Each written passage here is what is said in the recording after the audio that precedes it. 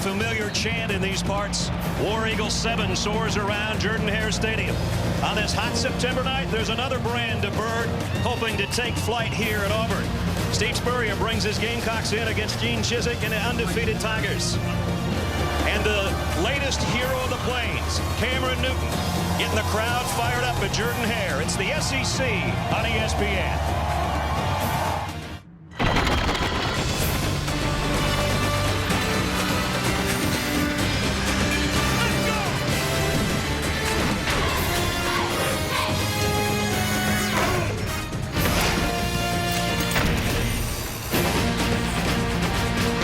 Welcome to College Football Primetime, presented by Hampton Hotels. For the second Saturday night in a row, a very excited Auburn crowd is ready for a big football game. And why not? They're undefeated. They're ranked 17th in the country.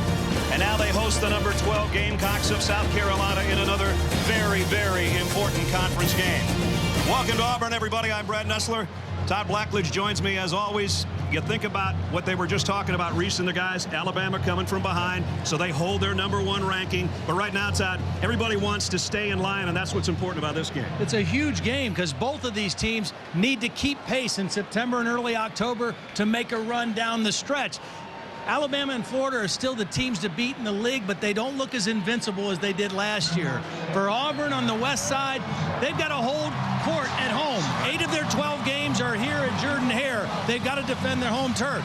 South Carolina, this is the best team Steve Spurrier's had since he's been there. The best chance to get to Atlanta, but they have to know how to win on the road to be a championship team. They've lost 5 straight road games in conference. Yeah, it goes back a couple of years. And ironically enough, a Steve Spurrier team that's doing it on the ground. We see 2 freshman tailbacks that are the talk of the whole country right now. Yeah, they're going to be fun to watch. The top 2 recruited guys, Marcus Lattimore out of South Carolina, almost came to Auburn, stayed at home. Michael Dyer, he's carried the ball 16 times last week against Clemson. I think his workload is going to pick up tonight. I would be surprised to see him carry it more than 20.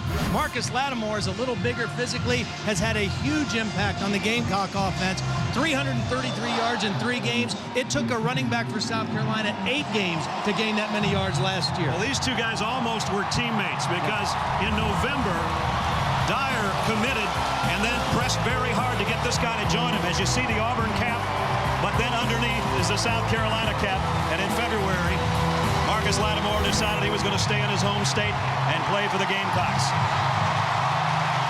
He'll be ready to bring out the number 12 team in the country. As Todd said, though, they have a tough time on the road, and this is a tough place to play at night.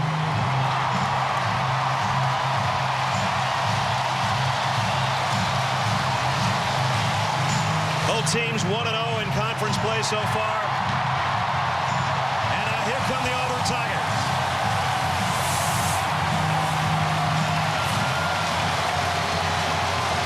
In the last decade, they are 21-4 on their home field at night. Here comes South Carolina.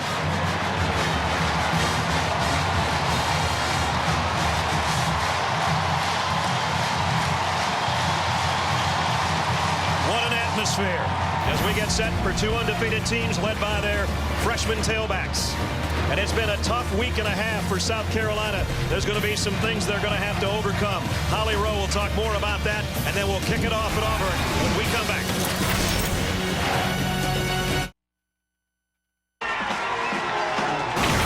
ESPN's College Football Primetime, brought to you by Kingsford Charcoal. For your chance to win a $10,000 backyard makeover, play Kingsford's College Showdown on ESPN.com.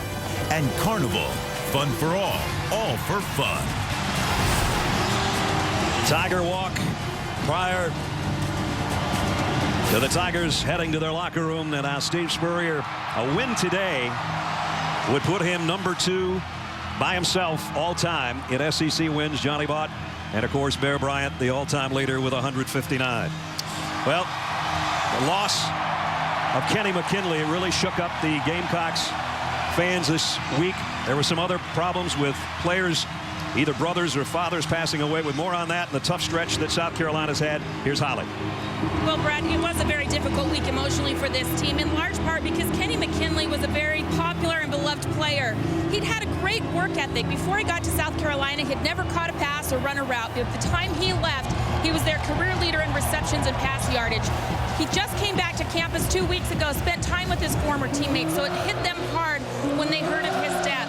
Guys, they did have their team psychiatrist, Dr. Timothy Malone, address the team on Tuesday, give them some clues to how to avoid depression over this incident, to talk to each other and get through it as a family. And their team captain tonight, Patrick DeMarco, said to wear those stickers, number 11, on their helmets, because tonight they're playing this game for Kenny McKinley. He said, we'll do tonight what he always did. We'll work hard to get a win. And they hope if they can get a win, they'll have the smile that used to light up a room like Kenny's did. Auburn won the toss and deferred, so they'll kick off, and South Carolina will have it offensively tonight to start things off. Wes Byram has got it teed up. Both teams 3-0. Both teams 1-0 in conference play. And on a sweltering late September night on the Plains, we're set for a big football game.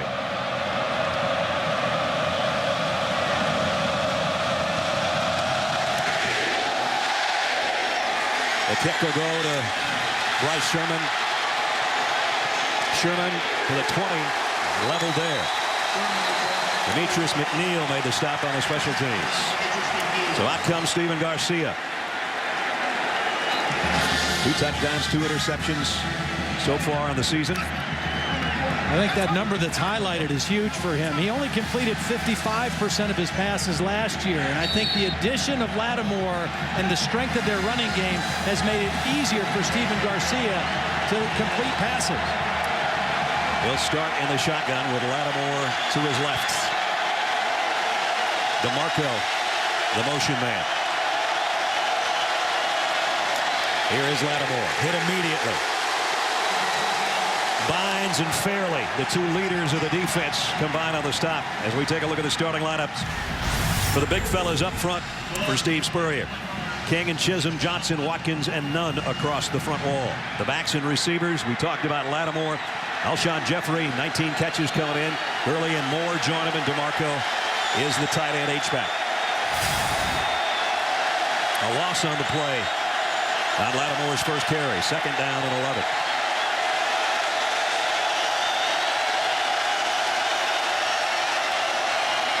This time he rides it to Lattimore, and he lost yardage again, and Fairley again. 2 plays, 2 quick penetrations by Fairley, and that's the way to stop a great back in the backfield. Before he gets his momentum going, before he gets into the hole, get penetration into the backfield and wrap him up. Fairley had 3 tackles for loss in the overtime win over Clemson. He's got 2 in the opening drive so far. 3rd down at 13.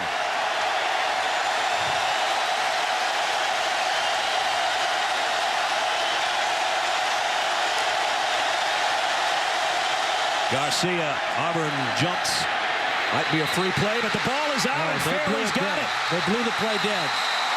Fairley goes to the end zone, but the whistle's blew, the flag's down. As Antoine Carter, it appeared, came flying into the backfield. A count too early.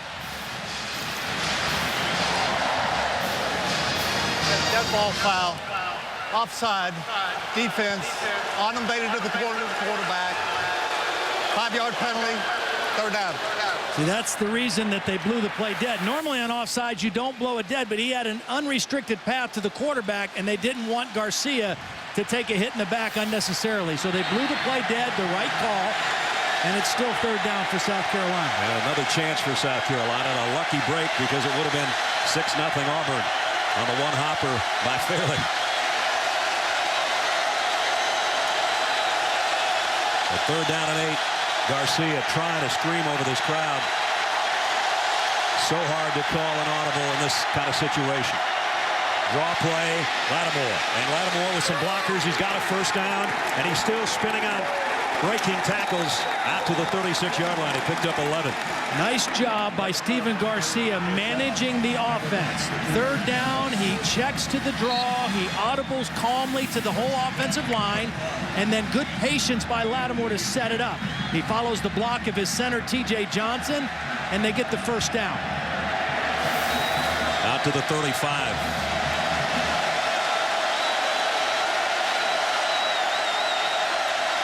Garcia looks to the sideline again in the shotgun. Comes up. Talks to his offensive line. DeMarco, I think, is a little bit confused on which side he's supposed to be on. High snap. Lattimore slips and falls. But it's going to be Fairley that's making sure that he's there. You talk about the Auburn defense. It's a lot more than fair the way Fairley's playing so far on the front wall, huh? Clayton, Carter, and Egway join it. Linebackers, the guy that calls all the signals is Josh Bynes with Bates and Stevens. Stevens back in there after missing the first couple of games of the year. Washington, Etheridge, Savage, and Nico Thorpe are in the back end of the secondary for the Tigers. Better energy from this Auburn defense to start the game than they had last week against Clemson. Garcia straight down the middle, overshot, and is it intercepted? Etheridge, and they're going to say no. Etheridge says yes, and he wants a challenge flag from his coach.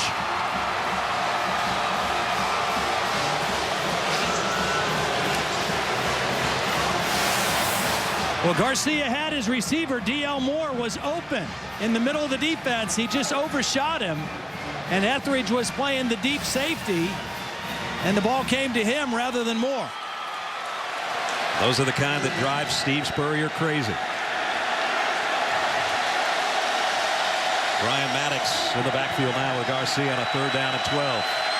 South Carolina #1 in the SEC in 3rd down conversions. 56%. They picked up their last one on the ground. This time they'll swing it out. Maddox is hit immediately. Nice open field tackle by Nico Thorpe. And the Gamecocks will have to give it up. Nico Thorpe is the best cornerback on this Auburn football team, and he's a pretty physical kid. He's 6'2", 185 pounds. And if he doesn't make that tackle, it's another first down for South Carolina, but a nice open field tackle to force the punt.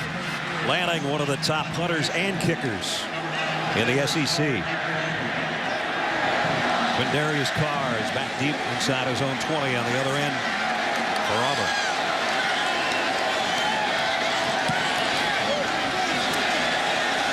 And this one's going to head to the sideline. Carr will watch it bounce out of bounds at about the 20-yard line. That's where the Auburn offense will take over under their big 6'6" quarterback Cameron Newton when we come back.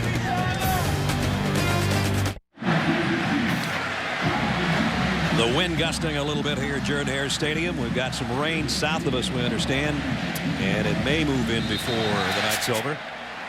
Warm day and night. Cameron Newton, the latest hero here at Auburn, who splashed down the scene after starting his college career at Florida, went on to Blinn Junior College, and now he splashed on the scene here at Auburn in his first year as a starter.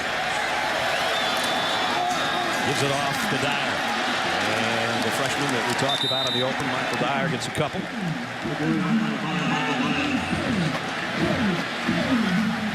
And Auburn going with their hurry-up offense. 2nd down and 7, and Newton alone in the backfield until Fannin crosses his path. So he's going to swing it out to Fannin. Fannin with a decent gain. He'll bring up 3rd down as we take a look at the Auburn offense. Zemba making his 42nd start at left tackle with Barry Pugh, Isom, and Mosley. Mosley the question mark with A.J. Green out to an injury. Dyer the tailback with Smith the lead man. Zachary Adams and Cody Burns are 3 wideouts. 3rd down for the Tigers. Lutzenkirchen now in there as well. And he'll be in motion and now sets up on the left side. 3rd down for Newton. Here he goes on the run. That's what he does so well. That big body, great feet. And he picks up a first down with a scramble of 5. And Todd, the coaches would tell you, when he scrambles, that's when he's most dangerous, not when it's a scheduled run. Yep. I mean, because you've got guys covered, that means people are running with receivers and backs, and nobody accounts for the quarterback, and he does just what he did there, gets the first down. Newton again sets Lexington on the right and rolls that way to throw. Now back across his body and complete. Darvin Adams has got a first down. He's across the 45 and a pickup of 15. Well, you know Darvin Adams is the go-to guy, but because the quarterback rolled right and Darvin Adams was coming from the backside of the play, he kind of got lost behind the South Carolina linebackers and was able to come up with the catch. Came in as a leading receiver. That's his 11th catch of the year. And Caleb now in the backfield for Auburn. First down at the 46-yard line. Newton rides it to him and then takes it himself. Broke a tackle, puts his hand on the grass and down the sideline. Newton got there, touchdown.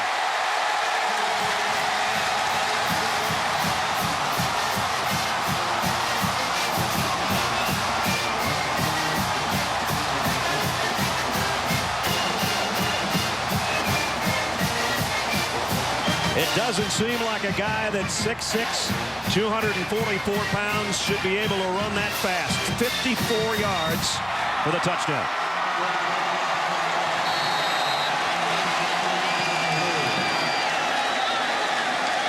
Wes Byram in for the point after.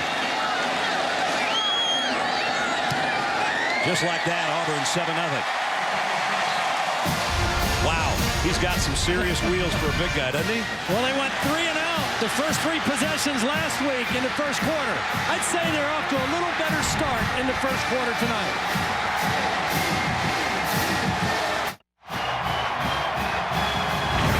ESPN's College Football Primetime is presented by Hampton Hotels. At Hampton, we love having you here. And in part by Northwestern Mutual. Begin building your foundation for life at northwesternmutual.com. Talk about a way to light up your home crowd. Go 80 yards in 5 plays and take just a little over 2 minutes. And Cam Newton 54 yards down the sideline. Well, Gene Chizik said we've got to have our offense make some first downs. We didn't make first downs in the first half last week. I think he'll take touchdowns too. Well, they've had a lot of short scoring drives this year, and they'd like to put some of those 8, 9, 10 scoring plays and drives together just to give their defense a little bit of a breather. Well, the defense is going to be back out there after about a 5-minute rest. Byram to kick. 7-0 Tigers. Bryce Sherman will run up on this one at the 6. Oh, man, did he take a shot at the 20 from Demetrius McNeil for the second time on kick coverage tonight. Let's go back to the touchdown, Ledge. Well, what I want you to watch is watch the patience of Newton riding the fake and watch how it impacts all 3 of these defenders. If he's not patient with the fake, somebody is in there, but he rides the fake. It puts guys out of position, and then his speed and athleticism takes over after that. But the patience to ride the fake really sold the play and created the opportunity for Cam Newton. He can really run for a guy that's that big. So now let's see if Garcia and the South Carolina offense has got an answer. Garcia, a screen pass in the middle to Lattimore, and he got about 4 as we head into the studio. Reese Davis. Reese. Hello, Brad. Time for a Taco Bell studio update. Turner Gill in Kansas taking on New Mexico State, tied at 7. DJ Brashears will log on from 96 out. He'll house it. The Jayhawks up on top of the Aggies, courtesy of that kickoff return. It's now 21-7 in the second quarter. Here's 7-0 on Jordan Hare.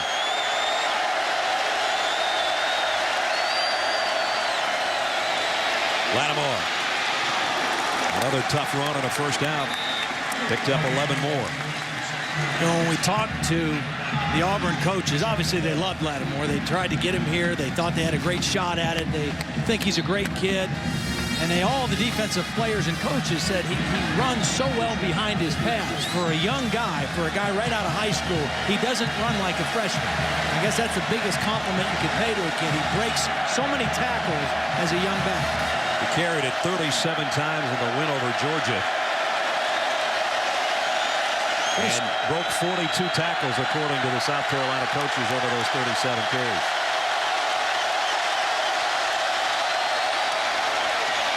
Garcia, plenty of time and running out of it. Got it to Lattimore out of the backfield. Marcus doing his thing. Into the secondary and all the way to the 46-yard line. 18 yards on the pass play. He can catch it too. Yep. And again, just his presence and what he has brought to this offense through the first 3 games has really taken pressure off of Stephen Garcia. We mentioned his completion percentage up around 68%. He can dump it off to Lattimore as an outlet receiver, and the running game naturally takes pressure off the quarterback. Now, pretty soon they've got to find a way to get Alshon Jeffries involved in the offense. He's their go-to receiver. Hasn't seen the ball yet tonight. Alshon's up at the top of your screen. The 3 wideouts to the right. Garcia in the pocket. Well, he got what he could. Let's check in with Holly. Well, it did come down to Marcus Lattimore coming to Auburn, but he went to South Carolina. And the Auburn defenders, although they said the right things all week, guys, at the bottom of the piles, I'm noticing a few extracurriculars. Either you're with us, tonight you're against us. So here's a little welcome to the SEC here in Auburn. Oh, I'm sure anybody'd get that, but maybe even more so for number 21. I said to Ted Root, the defensive coordinator for Auburn, when's the last time you saw a guy like this, a freshman? He said when he came for his official visit. Garcia swings it out. Gurley, and Torrey Gurley's got a first down. South Carolina's got something working. 13 more yards. A lot of quick throws. This wide receiver unit of South Carolina, they are pretty. I mean, they are big, physical. They look good in the uniform, and they can catch and run after the catch. And they all are big enough to break arm tackles and turn short catches into big gains, just like that play. There's Alshon, who came in as the #1 receiver in the SEC with 19 catches. So far, nothing, but he trots all the way over to the near side here on first down for South Carolina. Play action. Garcia going deep. Jeffrey. Oh, what a catch. Touchdown. There he is. 30-yard strike. And we're a point away from a tie game.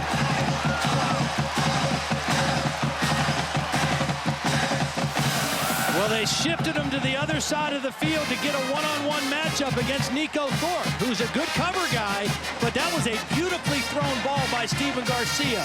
Over the outside shoulder, impossible to defend from that position. Garcia, 5 of 6 for 70 yards, and a beautiful strike for the touchdown.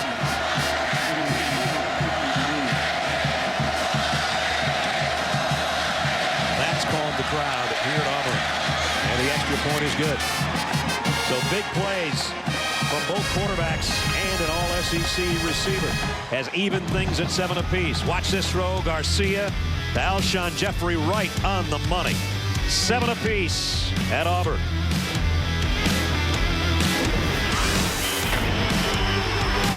ESPN Monday Night Football, Packers-Bears at 8:30. Drink in the rich, bold taste of premium roast coffee, 100% Arabica beans. It's so rich, but so just $1 on the dollar menu at breakfast. That's what we're made of.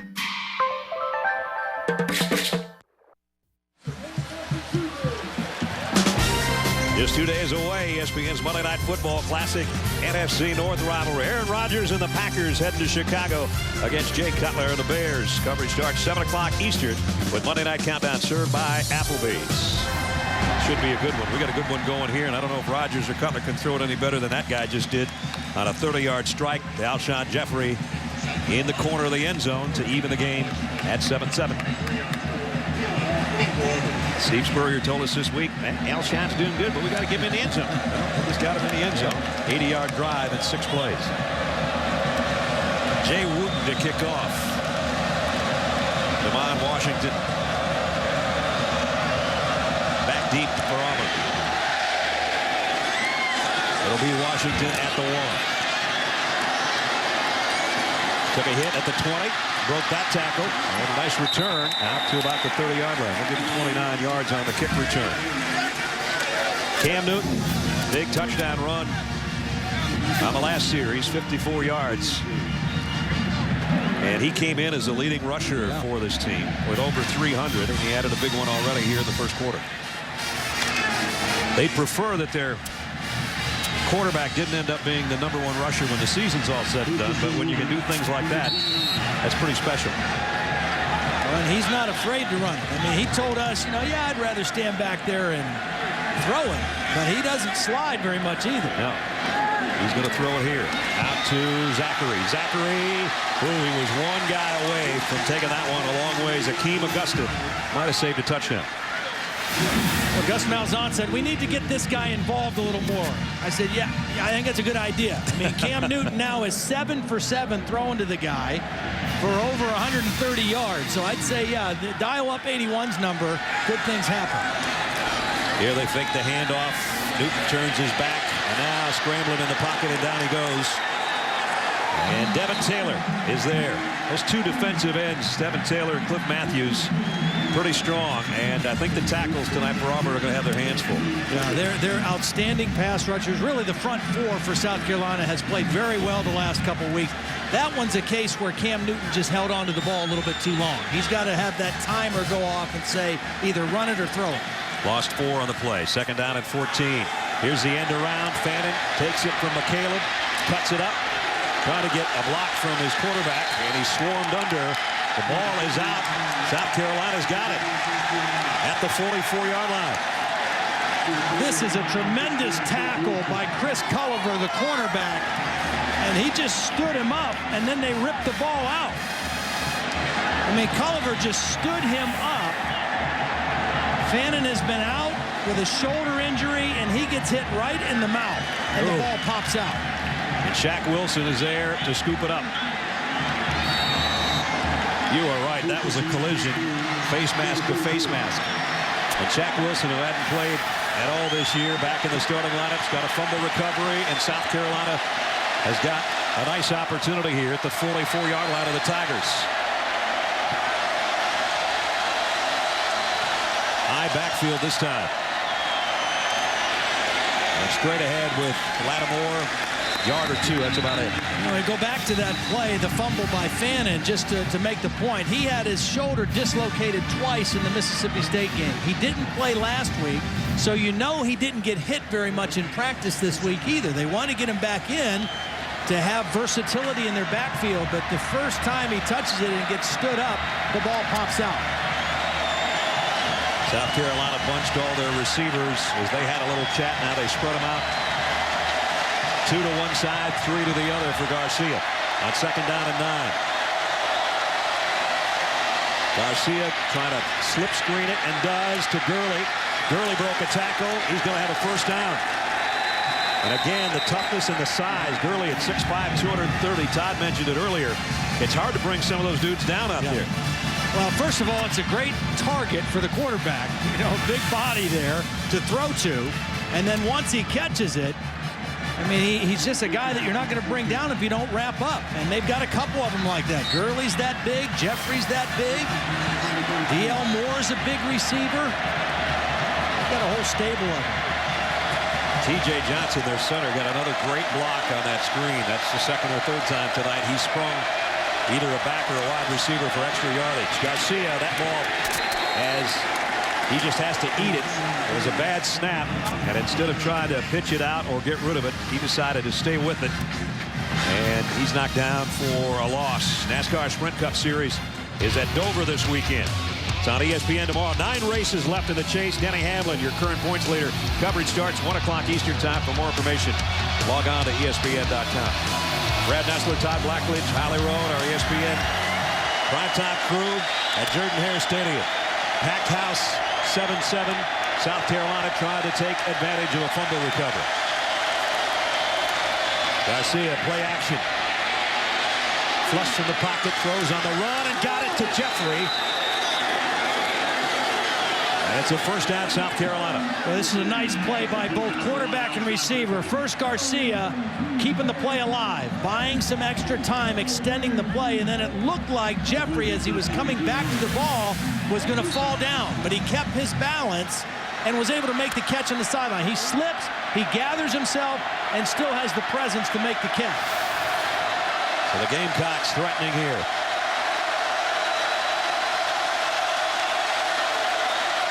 At the 12, it's Lattimore bulldozing his way down near the 6-yard line. You talk about South Carolina, when they're in the red zone, they're special both defensively and offensively. Our Verizon in the red zone, they're perfect, 12 for 12 with 10 touchdowns, and they're the only team that hasn't allowed defensively a red zone touchdown. Well, that's vintage Steve Spurrier. He doesn't like to kick field goals unless he has to. He loves to go for touchdowns. They can get a first down inside the 3. Garcia will keep this one. Puts his head down, and he's got a first down inside the 3. It'll be first and goal.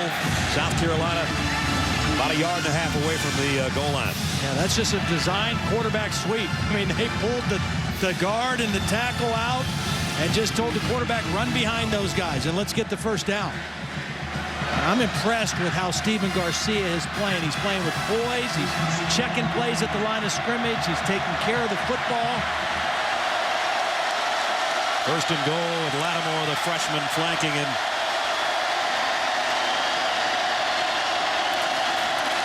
And he gets it, and he gets the score. Touchdown, South Carolina. Just like that, they take advantage of the turnover by Auburn.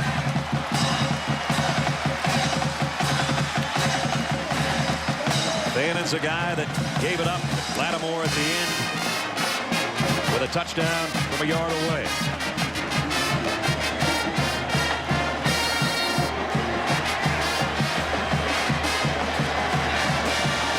Spencer landing point after, away from South Carolina having the touchdown lead. 44 yards in 7 plays after that fumble recovery. Extra point is good. With just over a minute remaining in the first quarter, the Gamecocks playing well on the road. And for Lattimore, that is his 6th rushing touchdown so far in this young season. Steve Spurrier, as Todd said earlier, he thinks this might be his best team. Of course, he's had some great teams, played on one at Florida and won a Heisman Trophy back in '66. And then on to Duke, where he's very successful. They've had a hard time being successful since, quite frankly. On to Florida, where he won 7 SEC crowns and a national championship. Not so good when he went to the pros. Wasn't so good with the Washington Redskins. And now back in Columbia with South Carolina. There have been some high spots, some low moments. Last year they went 7-6. Right now they're trying to go to 4-0 for the first time in quite a while. And they're off to a great start on the road tonight. You know, it should be mentioned, even though they kind of slopped around at times last week in their game against Furman, they won. And that was physically not as demanding of a game as the game that Auburn had here last Saturday night against Clemson that went to overtime. I think that plays a part in this because South Carolina looks very fresh and on top of their game right now.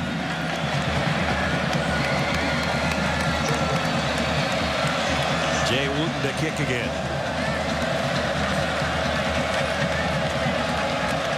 Caleb and Washington back deep.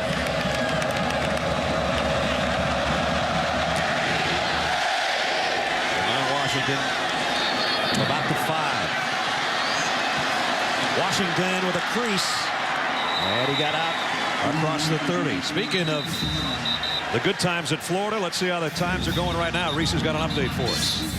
Well, Brad, Kentucky didn't have a turnover this season until they had one earlier against the Gators, down 14-0. Now they've got another one. Jeremy Brown, pick 6. Florida leads the world in interceptions, now with a dozen on the season already. They're up 21-0 on ESPNU.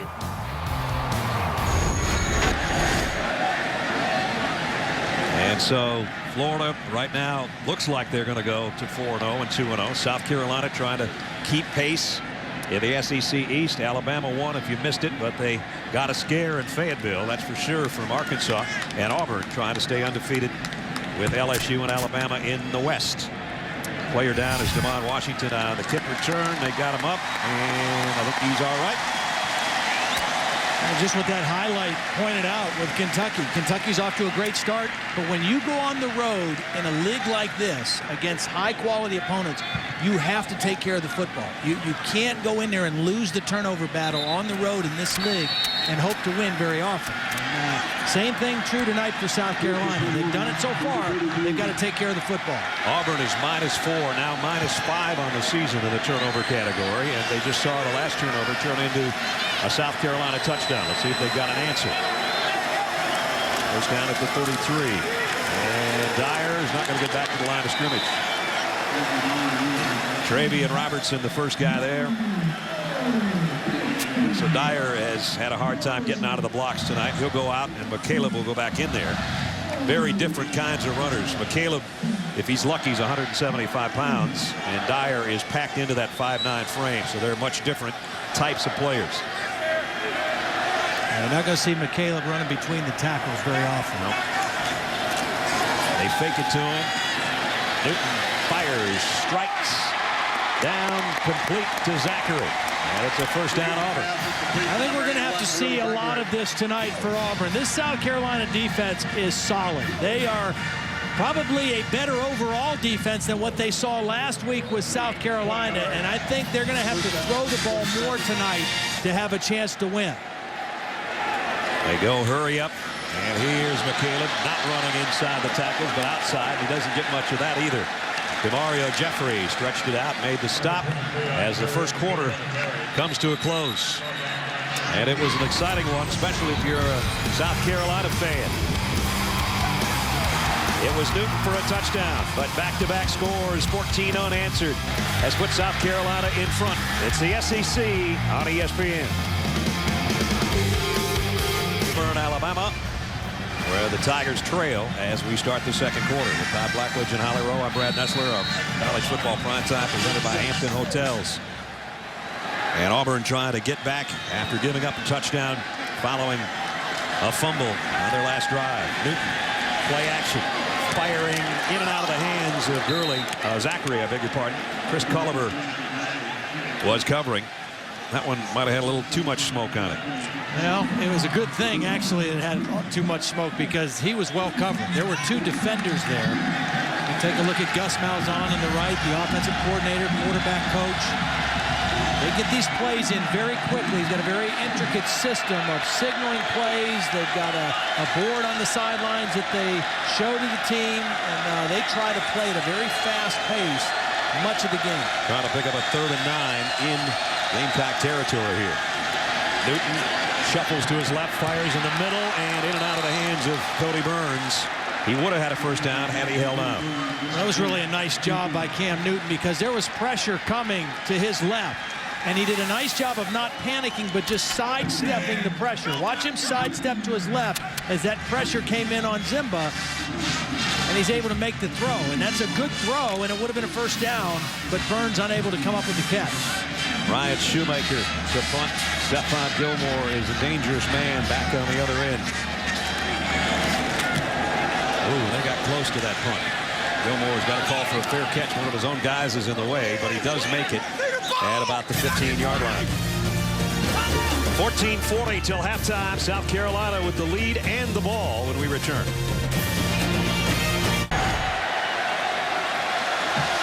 They do that as well as any team's ever done it.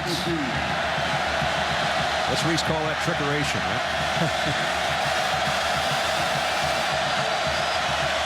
First down, South Carolina. From the 15.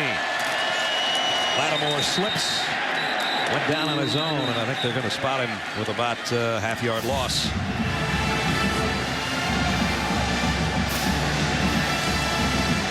Mentioned the big game that he had against Georgia, 182 yards and 2 touchdowns on 37 carries. And you don't see many guys at any level carry the ball 37 times anymore in a single game. Especially not in this league. Right.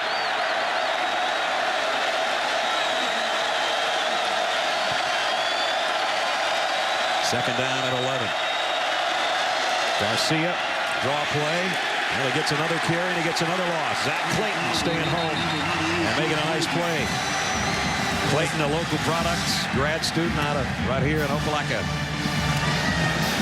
Kind of a Ted Root describes as a real blue-collar guy, kind of an anchor player in there, and did a great job of staying there and with his eyes in the backfield, read that draw, and was there for the tackle. If there's a big early play for the Tiger defense, it's right here. They're trailing a touchdown in the second quarter, and they've got South Carolina in a 3rd and long.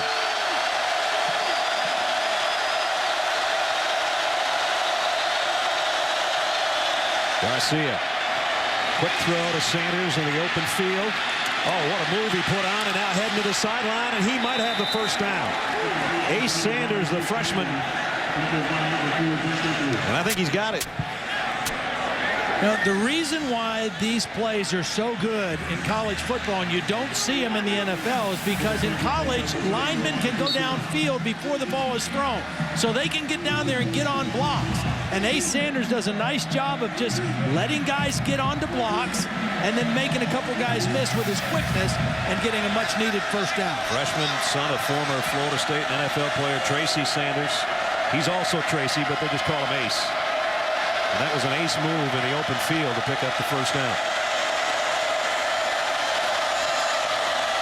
Garcia really had to get rid of that one quicker than he wanted to. There was great pressure right in his face from Zach Clayton.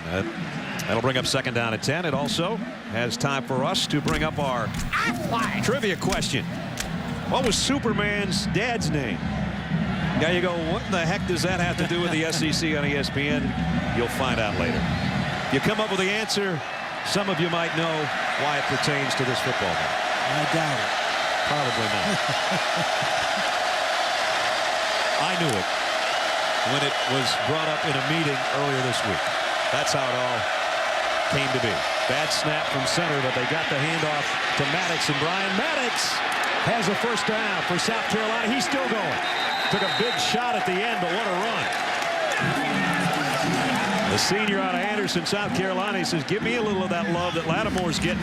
I've been around longer than he has. Well, you mentioned the bad snap. This is 2 plays in a row. It's a low left snap, and Garcia fields it in time to make the handoff. The last play, he had to throw the ball away because of the bad snap. This time, he's still able to make the handoff, and you see the tough running of Maddox. Better low and left where he was going to put that ball than high and right. Yeah. They would have never gotten a handoff.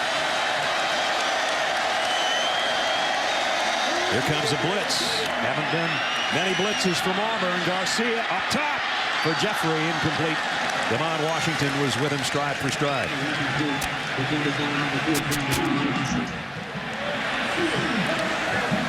Right now, Steve Spurrier, he's got things going. He's got the balance going that he wants. Running and passing. The running of Lattimore and Maddox, and then the occasional run by the quarterback has allowed them to get some nice openings in their passing game. Even though they didn't hit that, it's still good to take a shot down the field like that to a big receiver. Garcia hasn't missed many. He's 8 of 11 for 114 yards. And that touchdown strike earlier to Alshon Jeffrey. He set to throw again, maybe. Maybe not. No. Down he goes. Big loss. Lemonier and Whitaker meet him in the backfield for a loss of 8. Lemonier and Whitaker are a pair of true freshmen that they are really high on at Auburn. You know, this Auburn defense is loaded with seniors and the backups are freshmen. And these 2 guys are going to be outstanding players before their career's done here on the Plains. Now it's 3rd down and a mile. Crowd getting stirred up. They picked up their last 3rd down, did the Gamecocks. They're going to have to really earn this one from the 32-yard line. And flags down.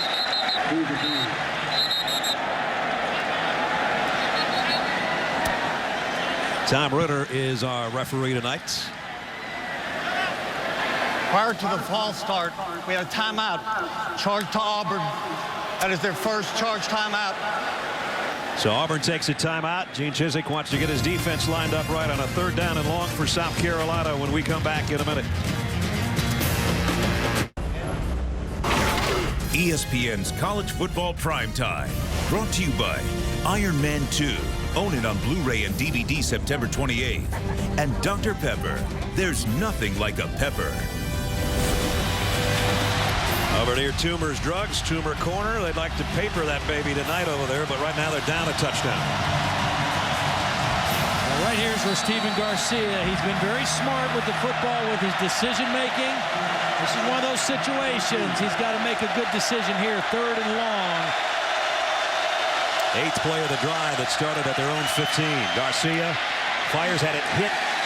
Somebody hit his arm or the ball. Incomplete. Mike Blank, I think, is the guy that got a hand on it. And so South Carolina's going to have to give it up. Big number 93 got a paw in there.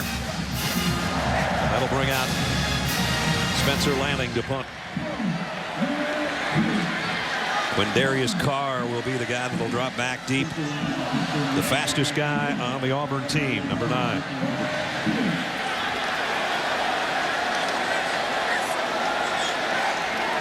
As you look behind Spencer Lanning. And Carr camps under this one at the 20. And he got back near the 30-yard line. Nice return. Antonio Allen made the stop on the special teams. A lot of fans here in Auburn checking out the latest 3D technology used to telecast today's game on ESPN 3D at the Bud Light viewing party. ESPN 3D is going to televise almost 100 live 3D events in our first year, including the World Cup, Home Run Derby, the X Games, college football, college hoops, the NBA. There's our colleagues Joe Tessitore on the right, Tim Brown on the left. Both got their glasses on. That's the way you got to do it to see what's happening 3D-wise. And up here in the press box, as a matter of fact, they've got a big monitor set up with a bunch of glasses. As our 3D guys with the cameras on the other side give you a whole different look. Dyer, they haven't gotten anything really going on the ground with the exception of the quarterback running the football. Todd, that's not helped the Auburn offense. Now that's why I think they're going to have to hit some passes to loosen up the South Carolina defense a little bit and then get back to the run. They've been really run heavy. They've averaged 47 runs a game and only 17 passes coming into tonight's ball game. And whistle stopped this play before it ever got underway. Auburn came in as the #1 rushing team in the SEC and 12th in the country at 259 yards a game. Prior to the snap, ball start, 25, offense, 5-yard penalty, 2nd down. So they find themselves now with a 2nd down at 13. There's the numbers. And the South Carolina defense. Ellis Johnson says, you know, that's a little misleading because South Carolina, their opponents have gotten behind and had to throw. And so sometimes the statistics can get a little bit skewed, but that one would make it look like something's got to give tonight. So far, South Carolina hasn't given much to Auburn offensively. Throw is to Zachary, though, and he's got his 3rd catch of the night. C.C. Whitlock was covering. And it's 3rd down, and at least it's manageable now because they got a chunk of yardage back. And anytime you get in 3rd and this kind of yardage, the threat of Cameron Newton running the football puts ultimate pressure on the defense because you've got wideouts, you've got backs, and you've got a quarterback that if it's not there can make a play on his own. Tigers have got to get to the 40 for a 1st down. Here's Newton, and here's exactly what Todd's talking about. 1st down Auburn, courtesy of the legs of the big fella out of College Park, Georgia. You get 3rd down and 5, 3rd down and 6. I mean, that's just as easy for him to run for a 1st down in most cases as it is to throw for one. They hurry things up now as they get to move the sticks, picking up that 1st down. And Dyer, cartwheel to the ball came out. And I think Shaq Wilson's got another one. He does. South Carolina. Shaq Wilson with his 2nd fumble recovery of the night. Was Dyer down, though, after he cartwheeled? We get another look. I think so. I think the ball came out while he was cartwheeling. You're right. It was a clean fumble. 2 guys sandwiched him, and the ball came out. Josh Dickerson got most of him. And Shaq Wilson in the right place at the right time again. Josh Dickerson and Antonio Allen collapsed on Dyer, and the ball came out. Under further review.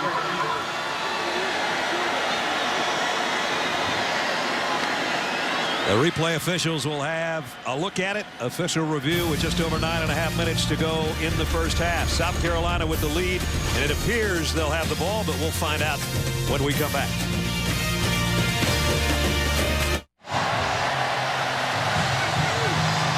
Michael Dyer's fumble gives it back to South Carolina. The review upheld what we saw as this ball was out, I think, on the first hit. Yeah, DJ Swearinger was the first guy to get there, and the ball came out. Another turnover and great field position now for the Gamecocks. Last time they had a fumble recover, they went 44 yards for the go-ahead touchdown. Right now they're at the 47, already with the touchdown lead. Garcia, here comes the pressure. He got rid of it. Got it complete to Maddox. Big gainer and a hurdle job all the way down to the 25-yard line. Ryan Maddox got about 5 yards in the air. Well, the blitz came from the opposite side, and nobody picked up Maddox. I mean, it was perfect. Craig Stevens blitzed from the quarterback's left. They rolled to the right, and Maddox was unaccounted for after the catch. South Carolina, 3 wideouts, all to the near side here with a first down inside the Tiger 25-yard line. Trying to take command of this first half, courtesy of a couple of turnovers. Now Maddox splits out as a wide receiver. He'll come in motion and rejoin Garcia. First and 10, South Carolina. Maddox on the ground, stood up. Going to be probably a loss on the play. Egway made the stop. We go to Reese Davis. All right, Brad, I want to get you up to date on what's going on in Boise. Broncos up 7-0. James Rogers, with this punt return, will become the all-time leader in all-purpose yardage for Oregon State.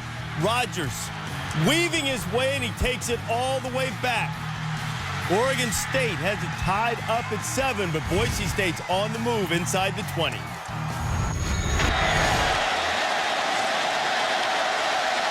James and Quiz trying to make a difference for the Beavers of Oregon State. Here, South Carolina with a touchdown lead and trying to take advantage of another Auburn turnover. Garcia, plenty of time. Alshon Jeffrey is his safety valve. That's a pretty good one to have. Yeah. You know what they tried to do there? They've thrown so many wide receiver screens in the first half. They tried to bait the Auburn defense, thinking they were throwing another one, and tried to go down the field, but Auburn had the deep route covered. And so Garcia did the right thing. Don't force it. Go ahead and throw to the outlet, and we'll play third down.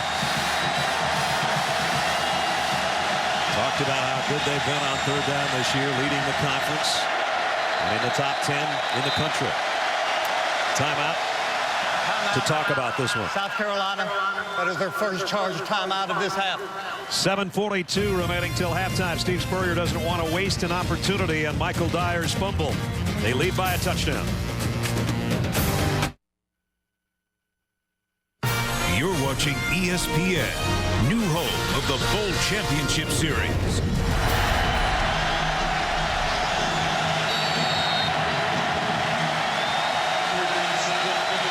$14-7 and a big third down for South Carolina, trying to take advantage again of the fumble.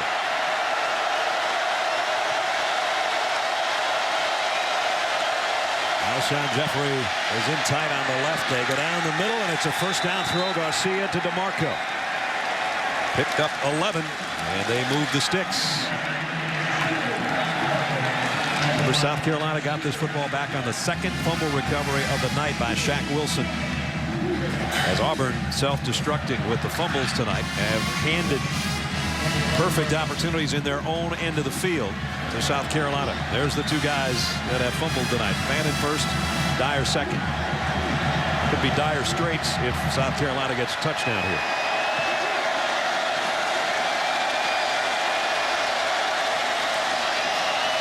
Garcia will keep this one. He's a good runner. Nothing flashy about it, but he's effective, and he gets it down close to the 5. Let's check in with Holly. Guys, Auburn defensive end Antoine Carr is out right now. They're examining him on the sideline. They're looking at his neck because he's experiencing some kind of discomfort or maybe tingling in that left arm. He keeps moving his wrist, moving his hand. He may have a stinger. I'll keep you updated. All right, Holly, thanks. Lemonier, the freshman, one of those guys that made a play earlier and had a sack, is the guy that's taken Carter's spot in the lineup. 2nd and 5. South Carolina can get a first down without scoring. Garcia's going to throw the fade to the corner, and he overshot Jeffrey, and he overshot everybody. Nico Thorpe was Garcia's pass is incomplete. We did a game of theirs last year against Alabama in Columbia, and they tried that 3 plays in a row, and all 3 times it was incomplete. They had what they wanted. They brought the one receiver in motion to give single coverage out there with Jeffrey, the big receiver, and Garcia just threw it too far. Auburn trying to change up their defensive personnel here. And they trot out the extra DB and Chris Davis. 3rd down. And 5 for South Carolina. Now they got Jeffrey on a freshman. Davis is a freshman over here. There they go. The lob, and this time it's a touchdown.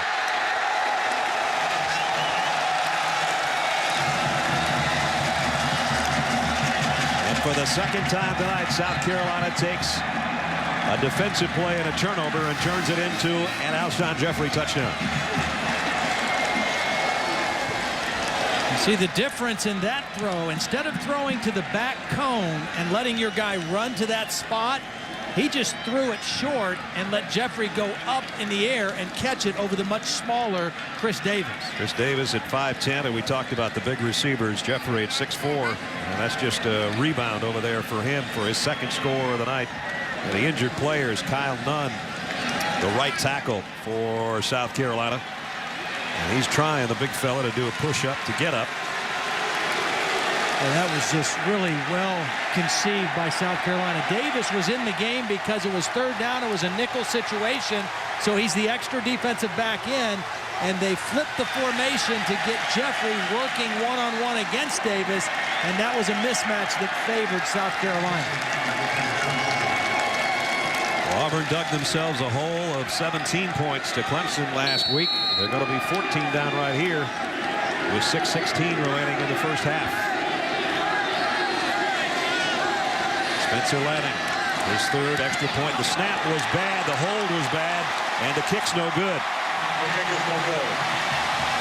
Seth Strickland, I don't know if it was the snap, but I know one thing. He had a hard time getting it down. And with that, it's a knuckleball that makes it 20-7, and that could be big later. Here's the snap. Strickland, it was high, and then he just put it down, and Lanning had no shot because he was already on his way to the ball and couldn't hesitate and try to put it through. But they did score a touchdown. It all started with the 2nd turnover of the night, the fumble by Dyer. That's turnover number 7 and 8 now for Auburn on the season, and South Carolina capitalizes it. On 3rd down, they go right to Jeffrey for the touchdown throw, and another beautiful throw by Stephen Garcia.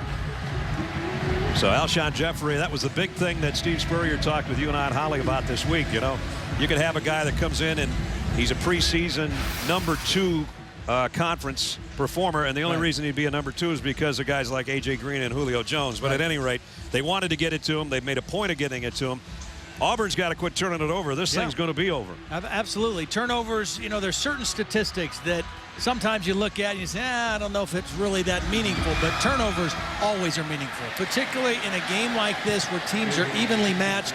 One team turns it over, one team takes care of it, that team normally wins or is in the best position to win. So Jay Wooten's got it teed up again. Devon Washington and Ontario McCaleb are back deep. And this one's going to go to McCaleb at about the 8. McCaleb coming to the near side, trying to outrun the interference, and he can't. They bulldog him down at about the 24-yard line. Stephon Gilmore made the stop. Time for a Sports Center right now. Let's go to Reese in the studio. And Brad, this Sports Center right now is brought to you by Discover. It's Texas themed. The Rangers clinched the American League West, their first playoff appearance since '99. Jorge Cantu had a tie-breaking home run to beat the A's in the 8th. Texas going to the postseason. The Texas Longhorns got walloped in Austin 34-12 by UCLA. Worst home loss under Mac Brown. Sports Center coming up after the game. Cam Newton, quarterback draw, and only got a yard or 2. The last time UCLA went to Austin, I was there for that one, and that was ugly, 66-3, and Mac's going to think this one's just as ugly. I don't think they want to invite the Bruins there anymore. Boy, ever since Stanford thumped UCLA and Rick Neuheisel gave his speech to the crowd in the stadium, they've been playing gangbusters. Auburn's got time to work with 2 timeouts. About 5.5 minutes to go. Nice play fake by Newton. Cam fires and completes it for a first down across the 35. Second time they've hit Darvin Adams on that crossing route. There is a flag down, but that's the same action. Ineligible receiver downfield. So everything going wrong right now for Gene Chizik's troops. Turnovers and now penalties that take away first downs. Ineligible player downfield. Number 75 offense. 5-yard penalty. Second down. Brandon Mosley, who's in there starting because A.J. Green suffered a season-ending injury last week. Yeah, he's just working. I mean, he doesn't really know where the line of scrimmage is. That's close. You know, you mentioned the injury to A.J. Green, but the guy that they put in after A.J. Green, John Sullen, got hurt on Tuesday this week. So really, this is their third choice at right tackle tonight. Inside handoff, and off to the races goes McCaleb. Little wraparound draw play and a big gainer. Well, you just saw the acceleration of McCaleb because Shaq Wilson, their leading tackler, was in position to make a play. Watch 16 in white, but he just can't catch him. He gets a bad angle, and McCaleb has a great burst at 170 pounds and gets the first down. Dyer back in there now. They give it back to him, his first carry since fumbling. You guys, one of the reasons Brandon Mosley might have been downfield on that last play is he might be confused. He's been playing tight end for Auburn at times this year. Think about it. Last year, he was at junior college in Coffeyville. He was a defensive end and tight end. Now he's a right tackle. He's been all over the field, guys. Yeah, he's even got another jersey, or they would normally have him at times playing a big tight end and switching jerseys to 84. That won't happen tonight because they need him right there at 75 all the time. Second down and 8. Newton taking his time. Maybe changing things up here. Auburn trying to cut into the South Carolina lead before the break. Newton, the screen out, running into his own traffic is Darvin Adams. That one just didn't look right from the get-go. It'll be third down and about 3. Well, again, you're in that territory. Very manageable for Auburn's offense because of the running ability of Cam Newton. Not necessarily on a called run, but on a scramble run. Again, all the Auburn skill players have a look to the sideline. Third down and 3.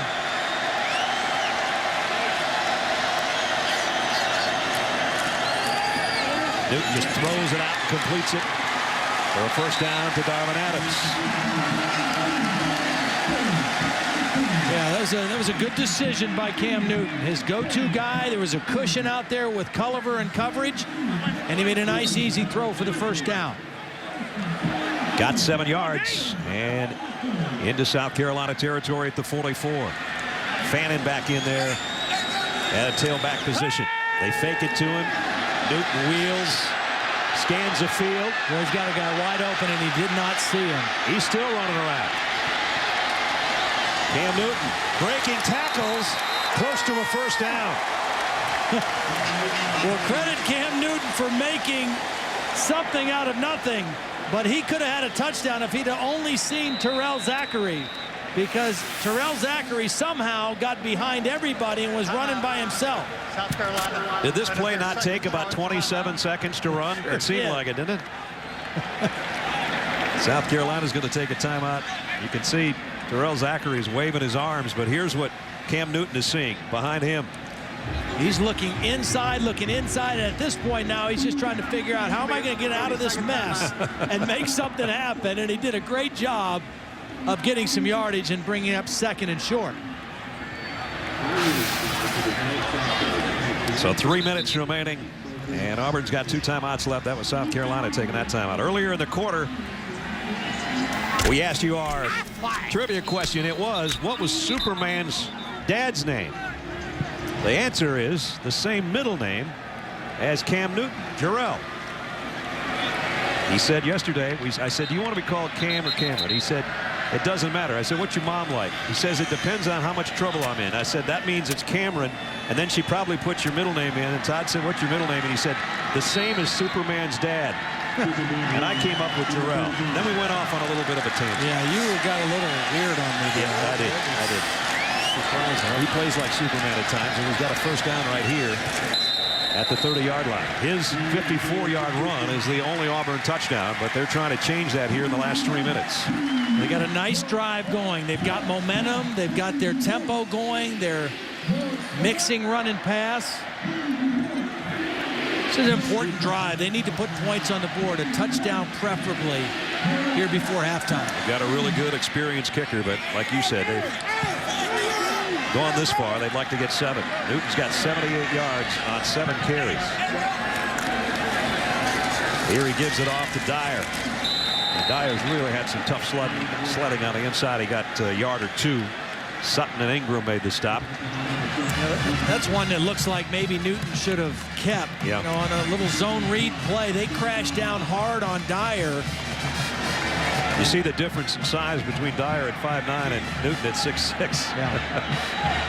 They're making quarterbacks big these days between Terrell Pryor and Ryan Mallett, Cam Newton. I thought you were a huge quarterback when you played, but they're making them bigger. Timeout, Auburn. They're down to 1 now. 2:08 remaining in the first half. Auburn's got a chance to close the gap here, but they've got to come up with some plays before halftime. I'm Reese Davis. Just ahead on the Wendy's halftime report, Boise State and Oregon State having quite a battle on the blue. You can see it on ABC, and we'll get you up to date.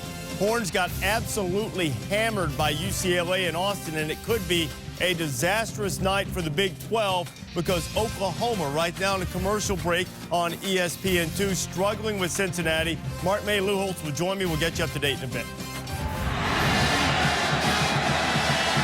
All right, fellas, here at halftime, a little over 2 minutes from now. Here's Cam Newton straight up the middle. Newton got it down to about the 12.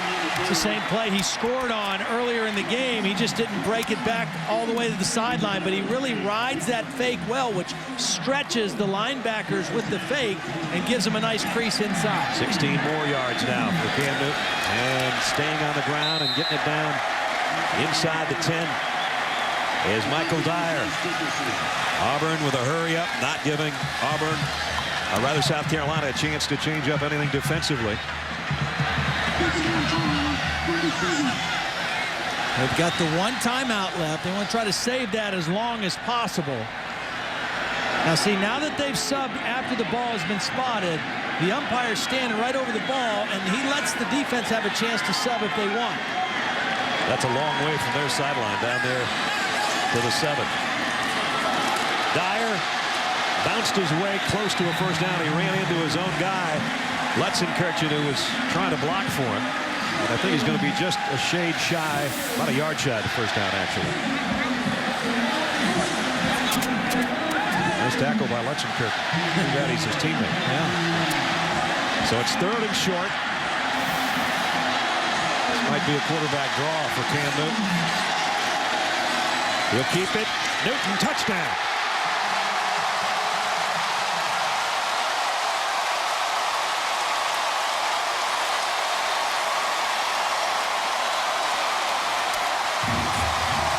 Second touchdown of the night for the Auburn quarterback. And they're right back in the thick of this one. Well, you can say we don't want our quarterback to be our leading rusher. We don't want to try to go through the whole season doing that, but clearly he is their best running threat tonight in the ball game. Keep feeding it to him. Byram's extra point is good. Impressive drive by the Auburn offense. And they cap it off with number 2's second scoring run of the night and his 4th of the year. 12 plays, 76 yards in about 5.5 minutes, and that was big before halftime. He's just a big body. I mean, you know, Mike Berry was leading on the play, the left guard, but didn't block his man, and there was an unblocked guy there. but you're trying to tackle a 250-pound quarterback coming with a full head of steam, and by the time you get him on the ground, he's 3/4 of the way into the end zone. One of the few quarterbacks coming in averaging over 100 yards rushing per game on the season, and he's right in there already in the first half.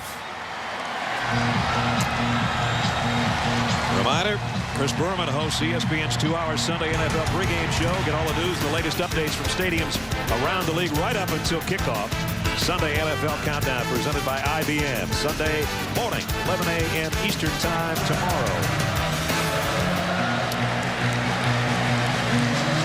Cameron Newton, 97 yards on the ground and 2 touchdowns. And Wes Byram set to kick it away. That's Chris Culliver waiting for the Gamecocks at about the 5-yard line. South Carolina has 1 timeout left, and it would depend probably on Culliver's return if he gets a decent one, what they might try to do offensively. Culliver from the 6. Stays on the near side, trying to hit the corner, and flags are down. They might have an illegal block, which would, or a face mask. If it's a face mask, they will have good field position. It's holding. Well, South Carolina, their last drive, as we take a look at our Chick-fil-A drive recap. It happened after the fumble. And first it was Maddox who hurdled his way for a first down. And then Garcia flipped it out. Alshon Jeffrey got a nice block, got decent yardage before going out of bounds. Found DeMarco down the middle. And then they capped it off on the fade that was just pitch and catch over the small freshman corner. Alshon Jeffrey's second touchdown grab of the night. But they missed the extra point, so it's a 6-point game with 41 seconds remaining in the second quarter. Nice numbers for Steven Garcia.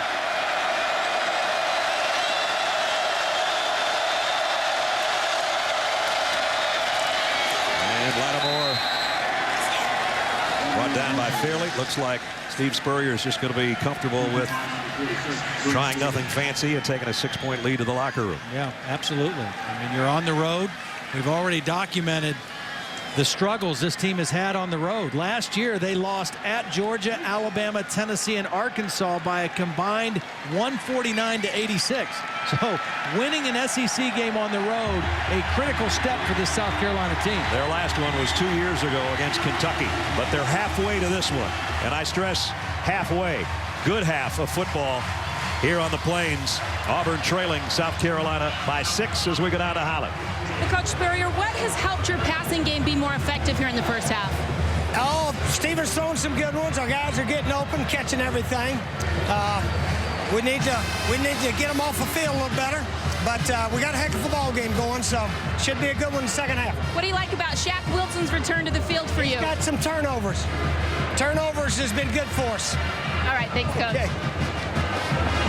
Again, at halftime, South Carolina on the road with the lead. An extra point looms large, though. 20-14, our halftime score. And it's time for the Wendy's halftime report. Reese, Mark, and Lou standing by back in the studio. Fellas. The third quarter with South Carolina on the road, leading Auburn 20-14. Number 12 leading number 17. You take a look at the halftime statistics. You look at the rushing yards for Auburn. It's a little misleading because most of them came from their quarterback.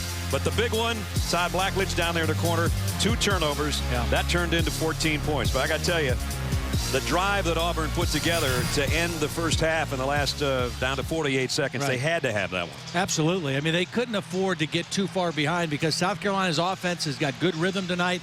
Very important drive now. They get the ball, and remember a week ago they exploded in the third quarter. Right. So some good halftime adjustments made by the offensive staff last week. Let's see what they do tonight. And that third quarter against Clemson, they'd like to have bottled that and put it into this game. Maybe they will. We'll find out. But without number 2, they would be in a world of hurt right now because he was Their leading rusher with 97 yards, including 2 touchdowns to keep them in the game. Let's check in with Holly. Well, I checked in with Coach at Auburn, Gene Chizik, and he said he didn't even have to have the ball security conversation in the locker room at halftime. He goes, they know if we turn it over, we can't win. He said, bottom line, we have to lock in right now and play a more physical football game. He challenged them to be more physical at the line of scrimmage, and he said, hey, we hold on to this ball, we're right back into this game. He doesn't sense any fatigue from that physical overtime game last week. He said, I feel like our guys are ready to roll. I would think that their adrenaline will kick back in right here because, as Todd said, they're going to get the football first. And sometimes how that first 5 minutes of a third quarter goes can kind of tell you maybe how the rest of the game's going to go. They've got the fans all geared up.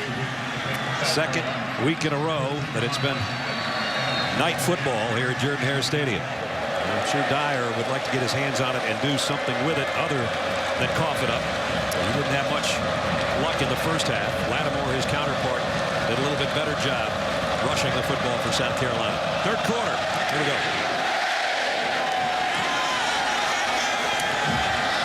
McCaleb takes the kick and cuts near side and goes out of bounds as he crosses 25 out to about the 28-yard line. Michael Dyer, highly touted freshman tailback, who's had a good start to the season, but tonight, not much on the inside,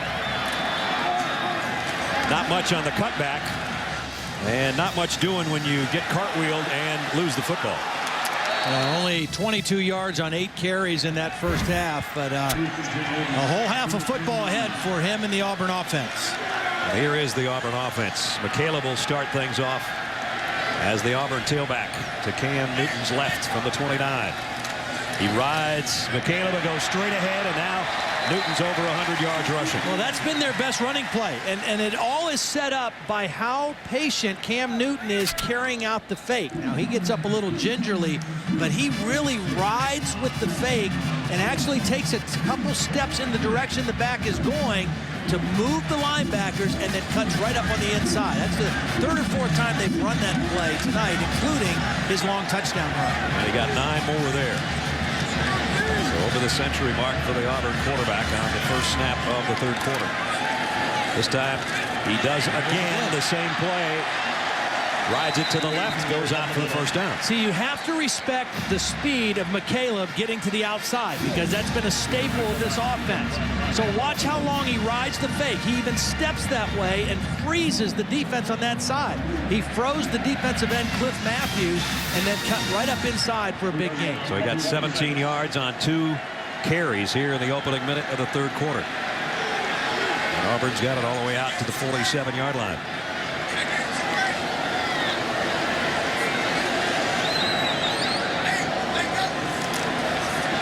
This time he gives it to McCaleb, and he shows that speed. Got to the outside. McCaleb almost broke it. Got to the 40 of South Carolina. Pick up a 13. There's a whole nother notch of speed right there. Well, this starts out like it's going to be the same thing. McCaleb's going to be going to the left. He shows left and then bounces it out to the right side and shows that quickness to get to the outside. He steps out of the arm tackle of Hakeem Auguste, the safety, and adds extra yardage.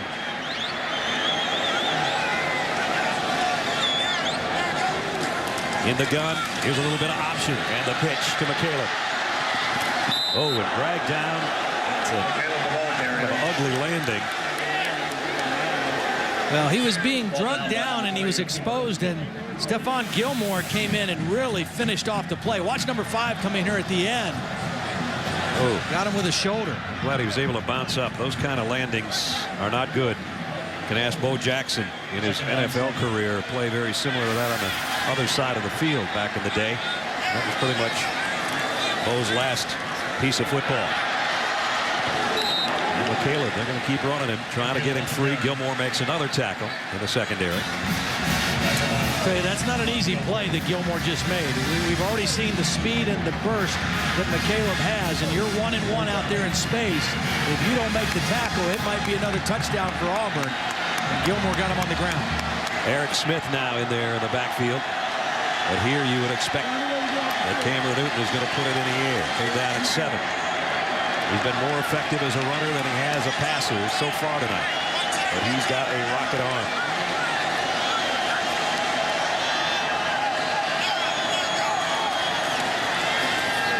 Newton sets, pump fakes. And now he will take off. And he's going to be stopped short of the first down. Adjaboy brings him down after he weaved his way for a few yards, but it's going to be 4th down and about 3. Actually 4. After the spot, it's a long 4 at that. They've got to get all the way to the 30-yard line.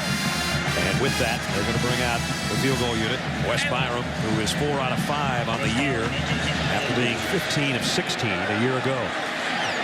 We did have one blocked in the 4th quarter of the Mississippi State game. A lot of times on longer field goals, you don't get them up quite as quick. This is a long one. 52-yard field goal attempt by Byram. And he's going to push it to the right. And South Carolina holds, courtesy of bringing down Cam Newton prior to that first down. Back at Jordan-Hare Stadium, college football primetime presented by Hampton Hotel. South Carolina by 6, 11:31 remaining. Marcus Lattimore, the highly touted freshman. He and Michael Dyer have both been held in check tonight. As you see, Lattimore flanking Stephen Garcia in the gun. Garcia with a couple of touchdown passes to Alshon Jeffrey tonight. He gives it to Lattimore, and again, Auburn waiting for him. And Zach Clayton made the stop.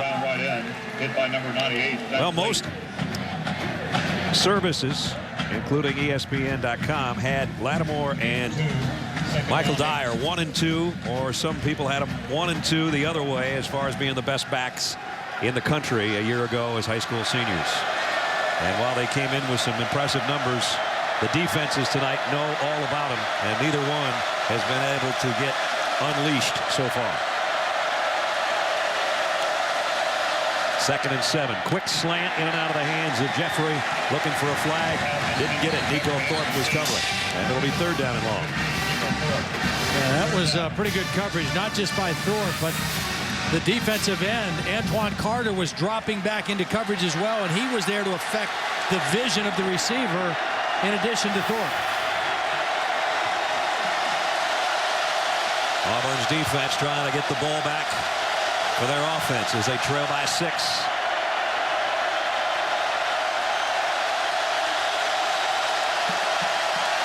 3 receivers to the top of the screen, including DeMarco, the slot man. Yeah, that's where they went the last 3rd down, in the middle.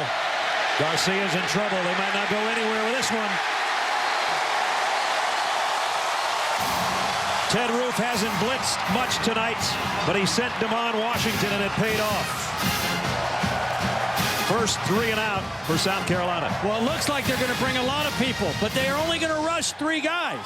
They're dropping linemen, or 4 guys are all that rush, but the outside man, McNeil, came unblocked, and he was there to get the sack. So they force Spencer Lanning to punt.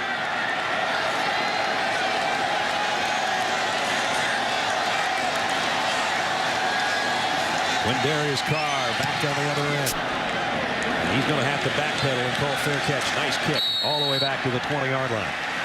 But Auburn has got it back courtesy of Damon Washington, who came off the corner to get to Stephen Garcia. And it'll give Auburn a chance offensively when we come back. ESPN's College Football Primetime, brought to you by Bank of America and Allstate. Dollar for dollar, nobody protects you like Allstate. Are you in good hands?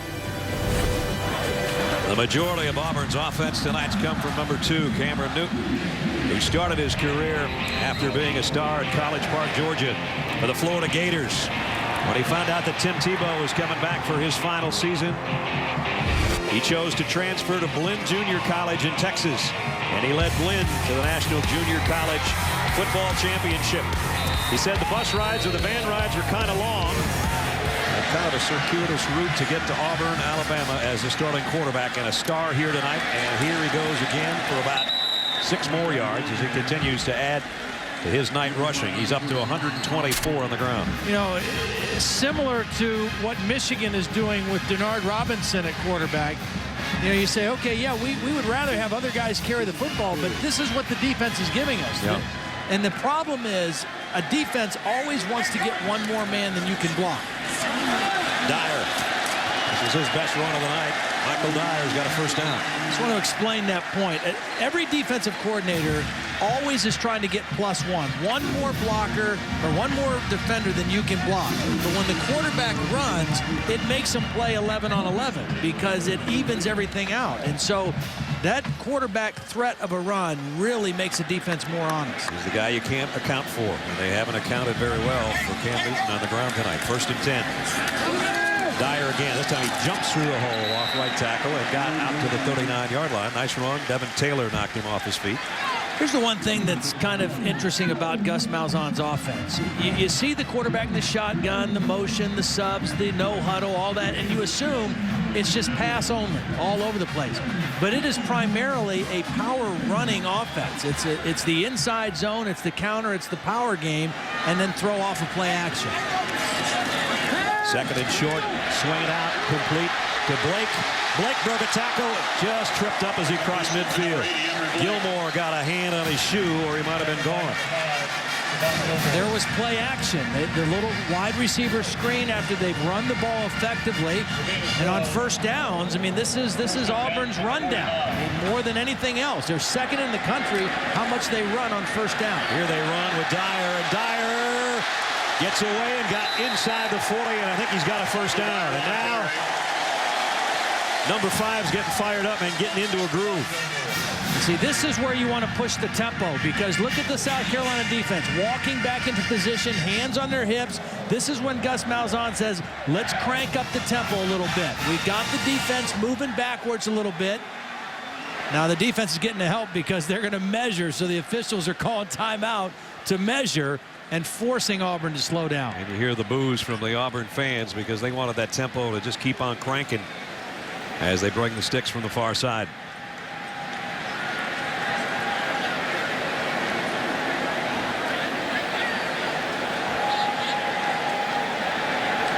And we might not be able to see this. The referee's right on top of it, and it is first down. First down. We mentioned they have a very elaborate play calling system. They've got colors, they've got numbers, they've got guys signaling on the sidelines. Some of it's live, some of it's dummy. But everybody has to be in sync, and the key is let's get the play called, let's get the right personnel on the field, and let's be ready to go. First down at the 39-yard line of South Carolina. Auburn trailing and trying to change that. Dyer hitting the hole and then really got peppered by the second guy, Ajiboye, who let him have it after a pickup of maybe 2. Watch this second hit. There's the wrap-up. Boom. Ouch.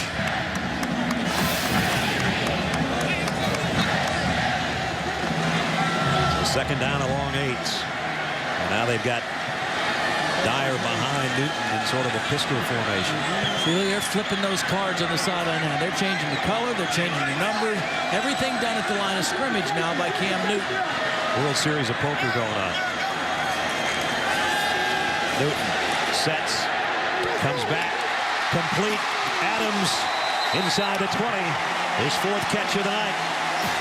And Gilmore had to make an open field stop again. Where in the world was Gilmore? I mean, he was so far away from Darvin Adams. And now Auburn in the red zone. First down at the 19-yard line. Quick snap. Straight up the middle is Dyer, and he's got it to the 13. Ronnie Holloman made the stop. See, look at Gus Malzahn. He's saying, go, go, go, go. We got them on their heels a little bit. Now's when we got a tempo. 2nd and 3. Dyer again. He's got a first down. He's got more than that. 1st and goal. Auburn. We talked to Ellis Johnson, the defensive coordinator at South Carolina. He was very adamant, very animated. He doesn't like this tempo, and some of the rules favor the offense being able to do this. And the defense at a disadvantage trying to substitute and keep up. He did get one new guy in there. 10th play of the drive. Auburn 1st and goal. The South Carolina 6. Trying to take the lead here in the 3rd quarter. Newton. Dyer puts his head down and got to the 4, maybe inside the 4. Ajiboye again in on the stop. They haven't had to pass much. They've got it working, and there's Gus Malzahn saying, come on, let's go. He changes up his personnel. He brings in Fannin and Eric Smith.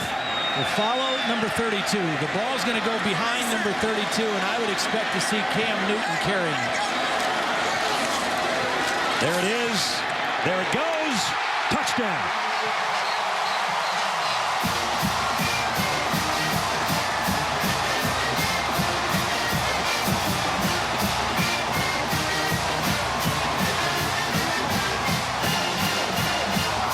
Third touchdown of the night rushing for Cameron Newton.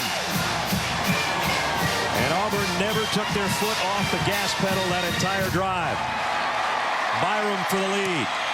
Up and good. 21-20 Tigers.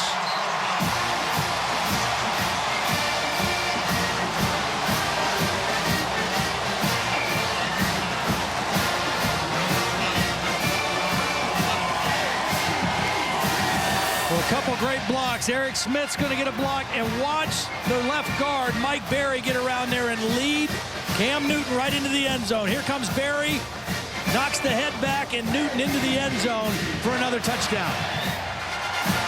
They put these fullbacks in. They give them a specific job. You kick out, Mike Berry will lead up through, and Cam Newton will get right on his hip and get the score.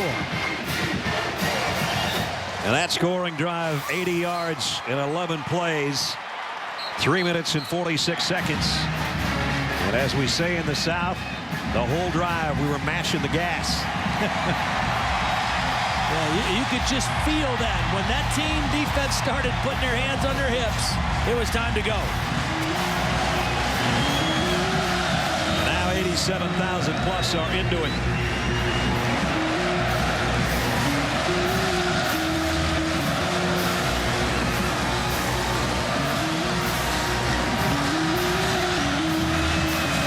A lot of football left, 6:14 remaining in the third quarter. As Steven Garcia and the offense awaits a chance to get it back and try to do their thing offensively. Remember, the missed extra point already has become a factor.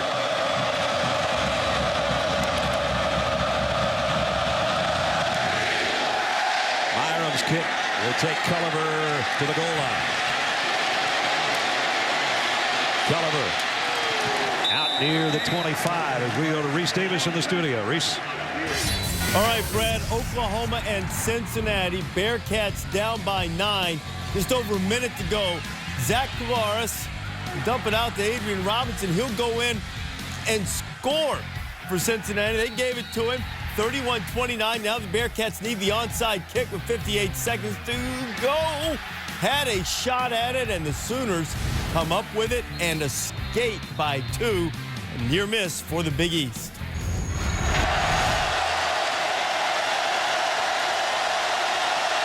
We're getting wound up here in the SEC on ESPN. 21-20. And the crowd now in the ear of Garcia in South Carolina. Garcia, plenty of time, fires deep middle, wide open, Alshon Jeffrey. Jeffrey has got a shot at it here. Down the sideline and all the way down, it's first and goal. That'll quiet the crowd. 69-yard pass play. Wow. Kind of an unusual play because the quarterback is rolling to the left. You don't normally expect an inside breaking route with a sprint out to that way, but that's exactly what Steve Spurrier called, and Jeffrey was wide open. And Garcia, rolling to his left, made a nice throw. So in one play, the Gamecocks have got it first and goal at the Tigers 6.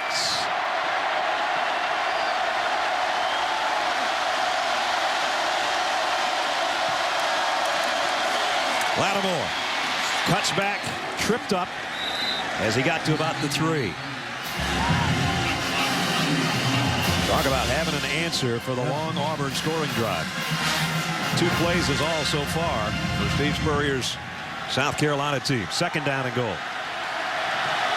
Well, he's got to be thrilled with the way Garcia has played tonight. Exactly. He has been mistake-free. I mean, he has taken care of the ball. He's made good decisions. He's been accurate. He's run when he's needed to. And now he's got a chance to put his team back on top. Second and goal, South Carolina at the Tiger 3. Trying to regain the lead. Garcia rolls to throw to the corner. Got his man. Touchdown. Torrey Gurley. 3-yard scoring toss. Garcia's third of the night. First of all, again, a nice job by Garcia catching the snap. It was another low lefter, and he wanted to roll to his right. So he catches the snap.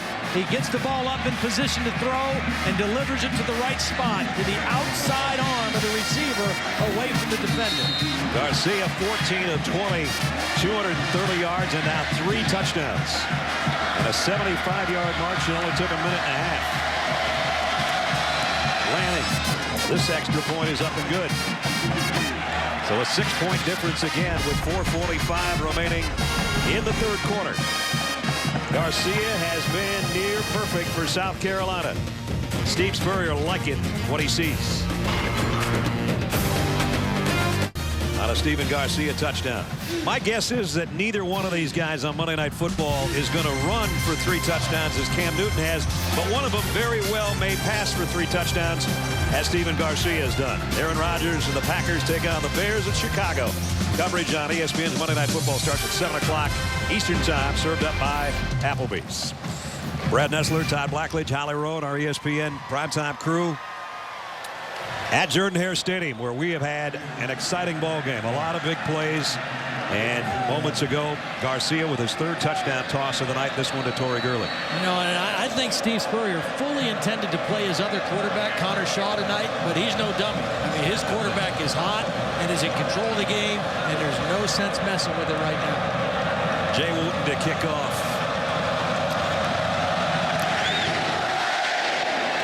This one's deep.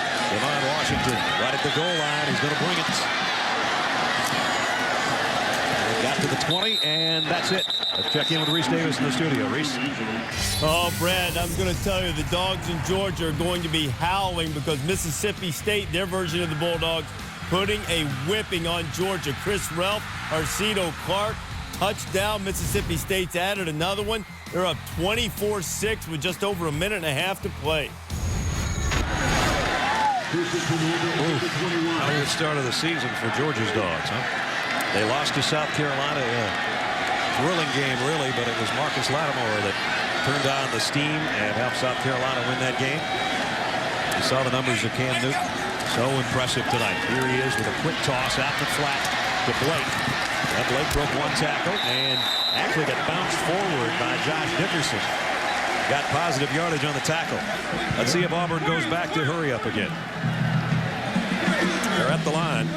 They really like this Emory Blake, a freshman out of Austin, Texas. They think he's got a chance, or sophomore rather. They think he's got a chance to be a great player in this offense. We got 9. To get shoved forward. So about a yard shy of the first down. Play action. Newton on the corner. He's going to run with it, get the first down, and we'll get close to 10 more. Well, they've run that play 2 or 3 times, and he's hit Darvin Adams on the crossing route. That time, South Carolina was a little more ready for Adams crossing the field, and I think that was a great decision by Cam Newton to run it. Get the first down, get out of bounds, and move the chains again. And they do out to the 40-yard line. 139 yards on the ground for Cam Newton. This time, he'll swing it out. And Lutzenkirchen kept his hand down and picked up his first catch. Holly? You watch the communication system on the Auburn sideline with Coach Gus Malzahn. It is so complicated and intricate, guys. Thursday at practice, the coaches all had headsets on. They practice it because it's hard for them to go this quick and be this efficient. So they were doing a Thursday practice. And they're putting it to good use tonight. Dyer bulldozing his ways about a yard shy of the first down. Well, the other thing, and to add to Holly's point, the reason all the coaches have to be in sync and be on headsets during practice is because their substitutions are play-specific. When they put people in the game, they put them in to run specific plays. They don't just want to change the personnel group. They change the personnel in order to run certain plays for certain people. 3rd and a yard. I would think quarterback right here. And first down, a pickup of about 4. That time Cam said, well, I'm supposed to fake, but there's nobody here to fake it. I'm going to run it anyway, so who cares? I'll fake it to air and then just keep it. The old air fake. Yeah. Yeah. Sort of like air guitar. Got a first down at the 47 of South Carolina. Michael Dyer taking it wide, putting his head down and delivering a blow on Chris Culliver, who made the stop. Those two jaw a little bit at the end of the play. He's running with more confidence, though. You know, the fact after that fumble, he was dejected on the sideline. They got him back in the game. They got him back in the flow. And mixing him in with Cam Newton running, he's running with more aggressiveness right now. Now he's got 67 yards on the night. South Carolina showing blitz. Newton calmly looks back over those cards that Todd's been talking about. On a 2nd down and 7. Here comes the blitz. Newton fires. Incomplete. Darvin Adams had his hand on it. Culliver was covering. Yeah, that was a good throw. Yeah, that was a good hard throw on the in route, the dig route. I think he got both hands on it, not just one. Adams might have been hearing a little bit of footsteps from that safety. I guess he got his hands out there, but he knew he was going to take a shot from Swearinger. Took it anyway. This might be 2-down territory. 3rd down at 7. 3 wideouts to the near side. Newton's going to flare it out. Here comes Eric Smith for a first down. Lost the ball. And it's still bouncing around. Let's see. I don't know if South Carolina ever gained possession. I think it went out of bounds. He had a first down after the catch. And then the ball went backwards. Be interesting to see. Now he gets the first down before he fumbles. The ball is out. Did the ground cause the fumble or not? It looked like it from that angle, and then you see it's going to go hit the sideline. So the possession would be to the team that had it last, and that's Auburn. And it goes back behind the first down marker. He had the first down with the catch, but when the ball went backwards and out of bounds, it makes it now a 4th and short. Guess who's going to care? I can't believe I had to look at that, though. I thought maybe he was down by contact with the ground. Yeah, they're going to look at it now. Again, in college football, they review every play. And it's just a matter of if they buzz down to the officials on the field, hey, we're going to stop play and take a longer look. Well, this is going to be a better look. Robert Rougeau, I talked to him at halftime, our replay official. Now, from there, it's hard to tell because he nosedived and you don't know when the ball came out. You do know that South Carolina didn't get it because it hit the sideline. South Carolina has called timeout to challenge the ruling on the previous play.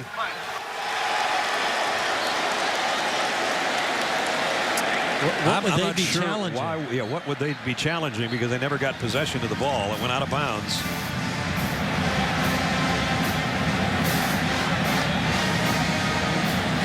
First down line comes obviously into play here too, which is another thing. All right, so the ball is out before he hits the ground. Okay. That angle shows it was truly a fumble. Then he kicks it. And now then South Carolina never gets possession. That's why it's a little unusual that they would challenge the call, because they never had possession of the ball before it went out of bounds. So I think what we have on the field is what we're going to end up with, which is 4th down and a couple of feet for Auburn's offense, because it was very clear that that ball hit the chalk line on the near sideline before it was scooped up. Well, I don't know, clear to us. We'll see if these guys agree.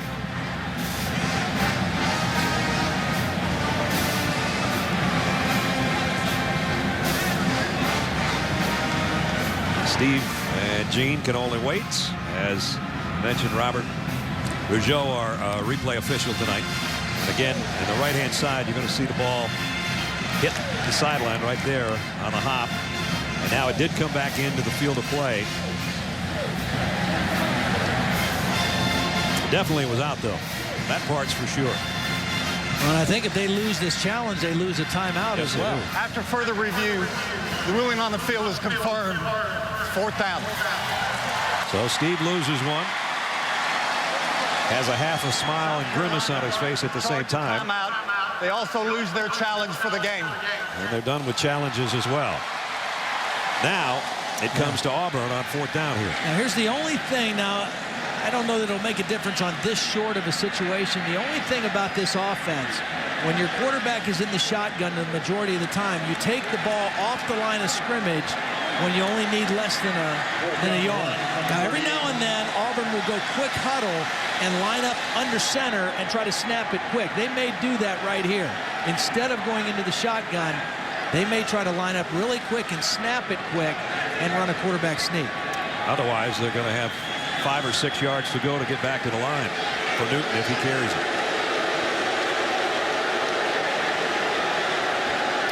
South Carolina has the ability to use their timeout at this point. So by taking the timeout to get the challenge and review, they get the opportunity to huddle their whole team up a little bit after they saw at least, I guess, what Auburn's personnel was going to be. Not necessarily formation, but they saw who was out there for the most part. This will be a 30-second timeout. So an opportunity here for Auburn to get right back in the thick of things after giving up 3 touchdown passes tonight. I know Gene Chizik, being a defensive-minded guy, has not been crazy about his pass defense tonight. But he's got to love what he sees from his quarterback, that's for sure. Well, he's got to love that, and he's got to love what he's seen from his team in back-to-back weeks in the 3rd quarter. Right. You know, last week they were down 17-3 going into the 3rd quarter, and they exploded. This time they exploded and got right back into this ball game. Even though they're behind, they're moving the football, and they've got great momentum. Here they do come up close, as Todd said they might. And Newton going forward. In his forward progress in second effort, he got it. But he had to fight for it like crazy.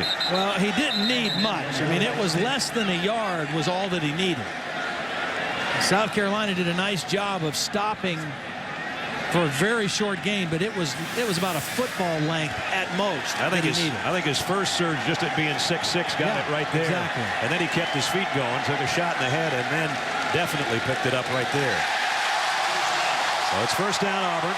As you hear the crowd roar, 144 yards rushing for Cameron Newton. If you're wondering, well, how many could he end up with? He had 171 earlier this season, so he's not done. Well, here comes that play where they fake the outside, I bet. South Carolina almost jumped, and now Newton takes his time. 1st and 10. At the South Carolina 36. Trailing by 6. Play action, roll the other way, and comes back to Lutzenkirchen. And he's close to a 1st down. Gus Malzahn says we are a rhythm offense. Well, they've got their rhythm right now. I mean, they've got the mix. They go outside, they go inside, they go quarterback run, little pass. And now Dyer for the 1st down. He's close to the 23-yard line. Antonio Allen made the stop. And here Auburn goes right back to the line, much like they did in their last scoring drive. Dyer picked up 5 more. At the 23. They'll try it again. Spinning his way. One of his better runs tonight. Now to the 17, maybe the 16. Dyer's starting to get the juices flowing a little bit. And a late flag at the end of that play. Darvin Adams was blocking downfield, and I think he might have drawn a personal foul penalty on South Carolina at the end of the play. Chris Culliver, I think, took a late shot at Darvin Adams and got caught.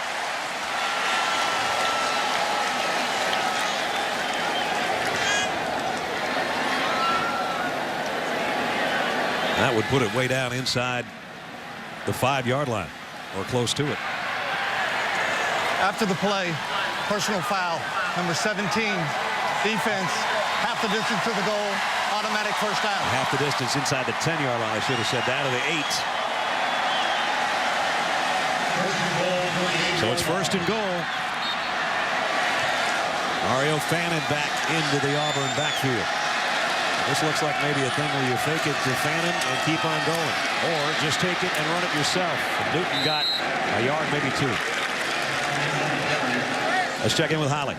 Well, guys, Culver came out after getting that penalty, but they're also without their safety, Devontae Holloman. He took a hit to the head. He's been out much of this drive, so DJ Swearinger in for him.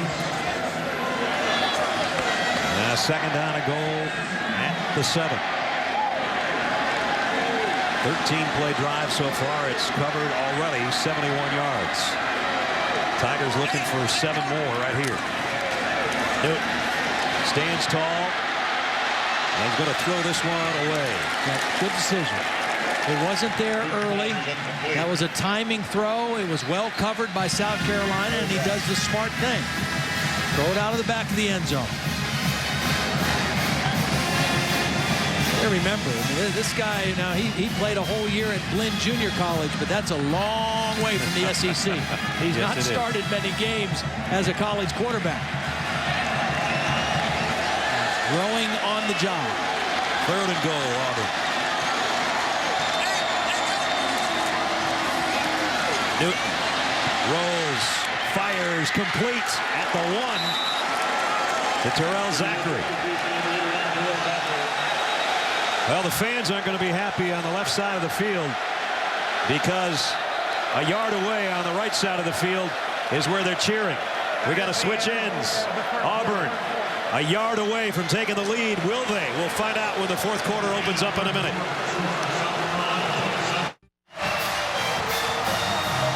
Some of the things you don't get to see unless you're at the stadium. The entire Auburn team works its way toward the end zone, and that's where I said the happy season ticket holders are, awaiting a 4th and goal at the 1. 78 yards so far in 15 plays. The biggest one is 2 feet away from the goal line right here. I like the call. You know, you got a whole quarter to play. Even if you don't score here, your defense starts with South Carolina on the 1. Newton, touchdown. I don't think Flags are down. Yeah, that was illegal motion. The line moved. There were a couple guys that moved before the snap, and this is going to back it up. Snap, false start, right tackle, 5-yard penalty, 4th down. Brandon Mosley. Now do you kick the field goal? Yeah, you have to kick it now. Now you kick it because you're down 3 if you make the field goal. At the 1, you go for it. If you don't make it, you play defense on the 1-yard line. They didn't give a number, so I'm not going to blame Brandon Mosley completely. It might have been somebody else on that side.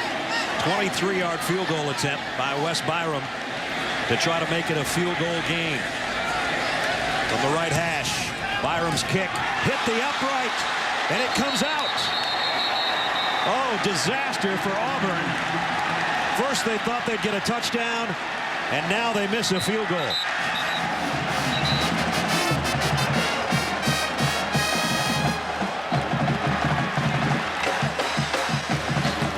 It was a tight angle. It's even shorter than an extra point for one thing. Let's check the hold and everything else. Now they got it down and got it spun, but he hit the right upright and it came back out. That's the problem when you get that close. It's actually closer than an extra point, and the angle is so dynamic. And he just hit it right in the middle of that right post. Not enough room to hook it in there. Nope. So 2 misfires. The misfire on the penalty that stopped the touchdown, and the missed kick. Yeah, we got a whole quarter to play. A lot of football left. Garcia, he's going to take off. Well, he's not taking off anywhere. Actually broke a tackle, and he moves out. Ball is out. Auburn, I think, has got it.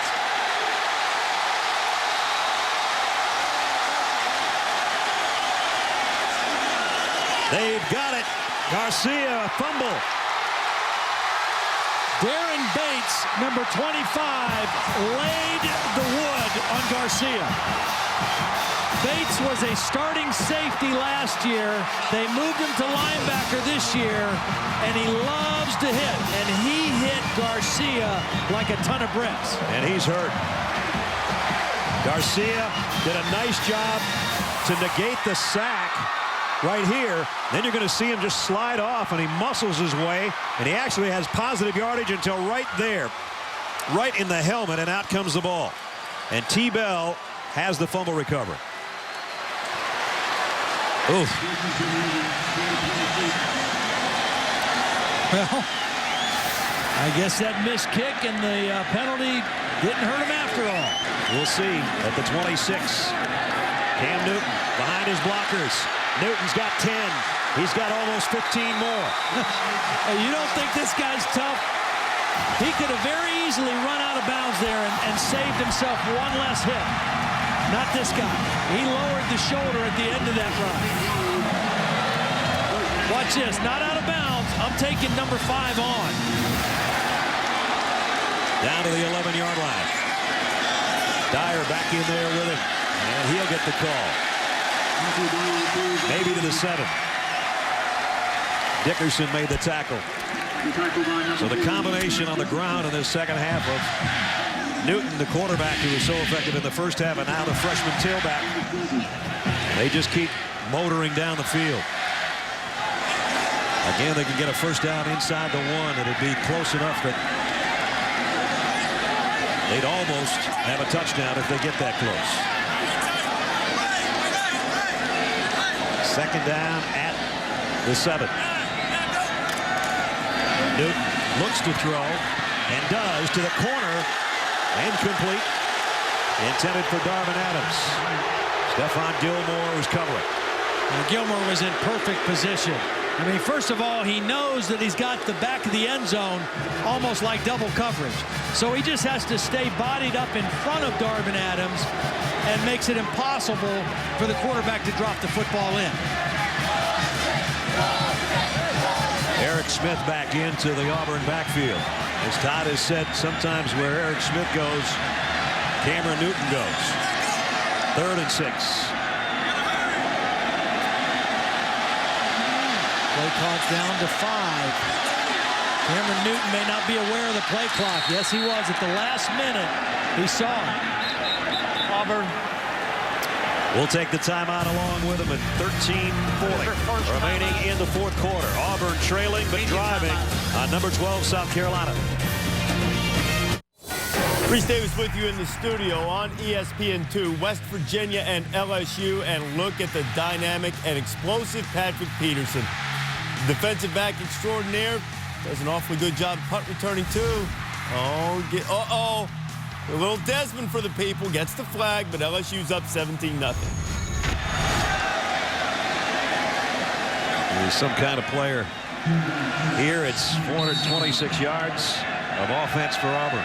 Unbalanced line. They've got both tackles on the right side. Newton drops back, lofts it wide open. Lutzenkirchen, touchdown.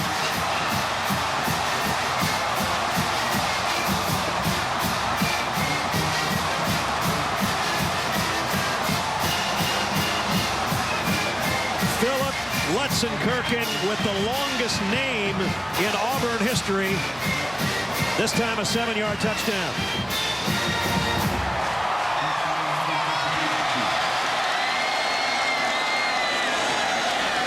Byron for the point after. And the kick this time is good.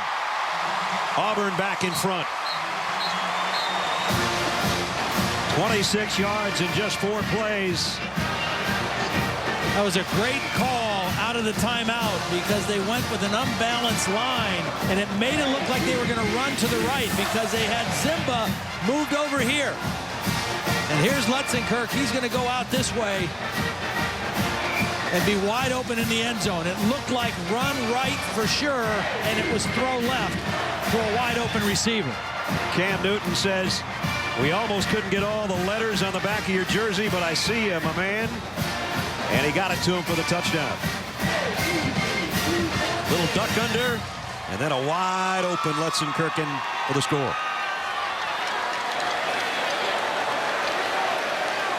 Well, once again, that missed extra point from South Carolina. Yep. Still hanging out there. The last time South Carolina scored, Steve Spurrier opted to just kick and not go for 2.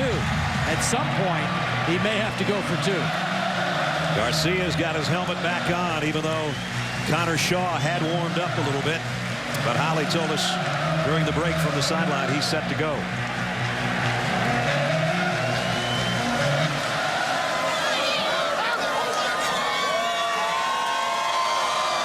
Boy, the Auburn fans getting their money's worth for 2 Saturday nights in a row, or what? I guess so.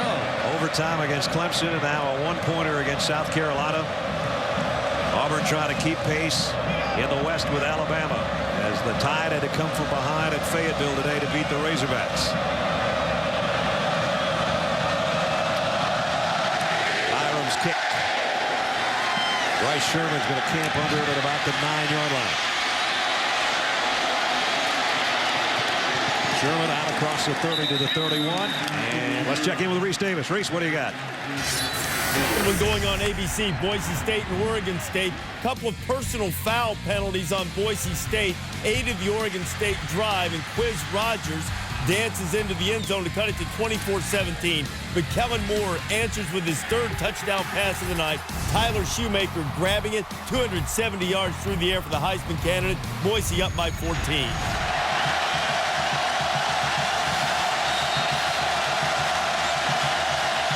The crowd right in Stephen Garcia's ear. First down, Gamecocks trailing by 1. Garcia ran with it last time and took a big hit. This time he got 9. He's not afraid to stick his nose back in there. Garcia, first 3 games of the season. We talked about the completion percentage. Tonight, 230 yards, no interceptions, 3 touchdowns. Yeah. He's played a fabulous ball game, and even the fumble, you can't really say it was a mistake because he was fighting for yards. It was just the first negative play he's had all night. And he comes right back and runs on the first play back. For 9 yards, 2nd and 1. Here he goes again, and he's got a big opening off the right side doing his Cam Newton imitation, and he's out to the 46-yard line. 15 more yards for Garcia. The other quarterback, Connor Shaw, is really the better runner. He's got more speed, but that's the zone read play. And when they crash down, the quarterback's responsibility is to keep the football. And Garcia is a good runner, but Connor Shaw is an excellent runner. Connor Shaw, true freshman out of Flowery Branch, Georgia. His brother J-Bo played at Georgia Tech before transferring to Georgia Southern this year. 1st and 10 at the 45. Lattimore. Tough inside run.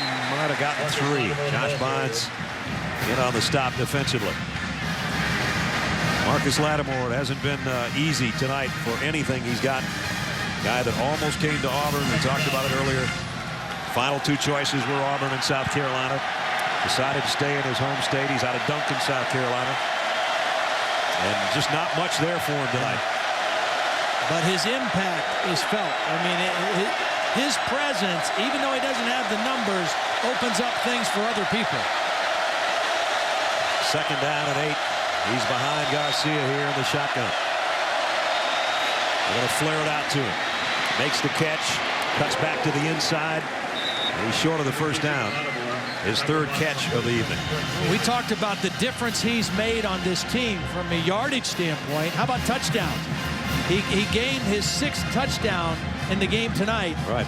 The leader for 12 games last year for South Carolina only had 5. So, I mean, he's already surpassed the best they had last year, running it and scoring it.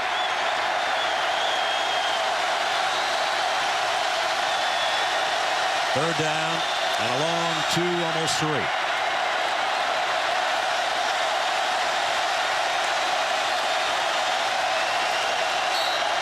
Oh, flags are down. Snap was strange. We had a false start on South Carolina. Ugly.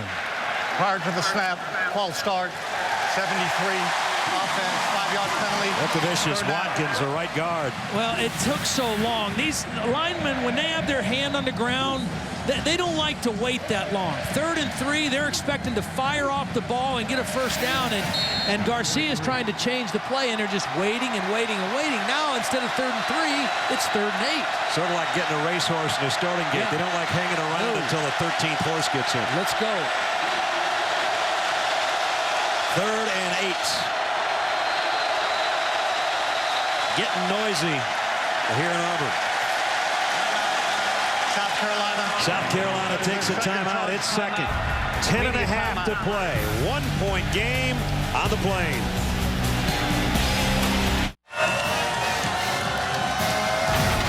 ESPN's College Football Primetime is presented by Hampton Hotels. At Hampton, we love having you here.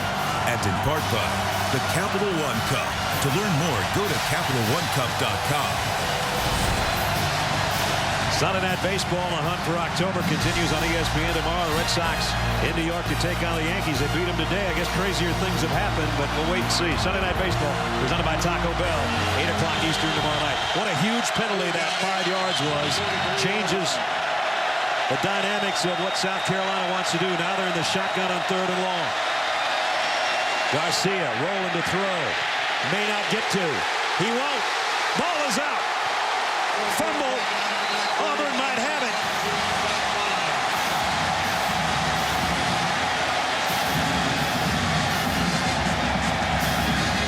Still no signal. Now we get one.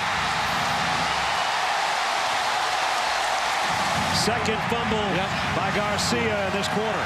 Both times he's trying to extend the play. Second effort, trying to make something happen. This time Josh Bynes is the guy that's going to rip the ball out. He just rips the football out, and underneath the pile, Mike Blanc is in there fighting for it, number 93. Bynes with the strip and Blanc with the recovery. But again, that penalty was huge. It took them out of a run situation at 3rd and 3, forced them into a definite pass. Auburn got pressure and ultimately got the turnover. So what was a brilliant night for the South Carolina quarterback being scrutinized by the head coach, obviously, now after 2 fumbles. And sometimes when you say Stephen before you say Garcia, you say much maligned, because Steve Spurrier, as we know, is hard on quarterbacks. But he had an almost perfect night going for his quarterback until the last 5 minutes. And I think he had a guy open for the first down. Watch as he rolls to the left. There's a guy breaking to the outside that is open, right? There, he's open if he throws the football, but he held on to it.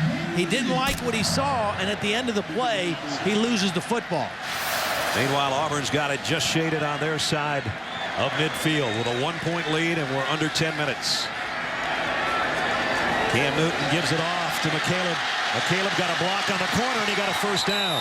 The only thing he'd like to do is not have run out of bounds, but he picked up 9, and he has got some speed on the outside.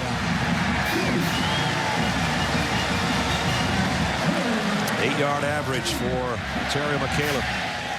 Worked like crazy all off-season trying to bulk up to get to about 175 pounds if he's lucky. This guy doesn't have a problem with size. He's just short. Michael Dyer, all 215 pounds of him straight ahead. And boy, has he had a nice second half in this football game. Running with authority. You know, he's only 5'9", but he's 215 pounds. I mean, he is solid and hard to tackle because he's so low to the ground. Travian Robertson is the guy down, defensive tackle for South Carolina. There you see that poured together body of Michael Dyer.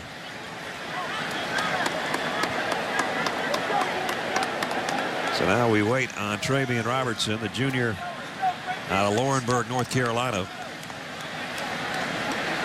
Part of that head-on collision. Well, we thought Michael Dyer would become more of a factor in the game tonight. He had 16 carries last week against Clemson. He's got 21 now so far in the ball game. He's becoming more and more their feature guy from the tailback position.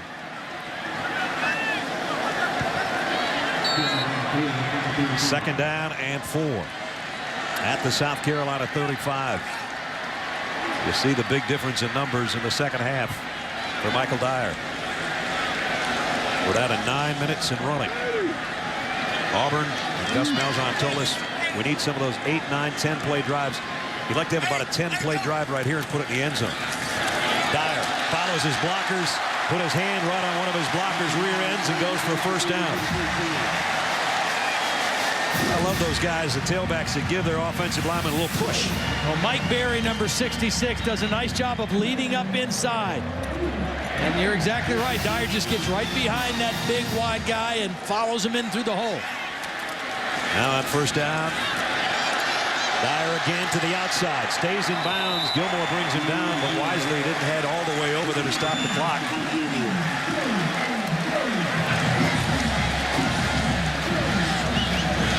Maybe they did say he went out of bounds. I don't think he did. No, they wind the clock now as they move inside the 25-yard line. And Auburn came in leading the conference in rushing, and they've done it again tonight with 316.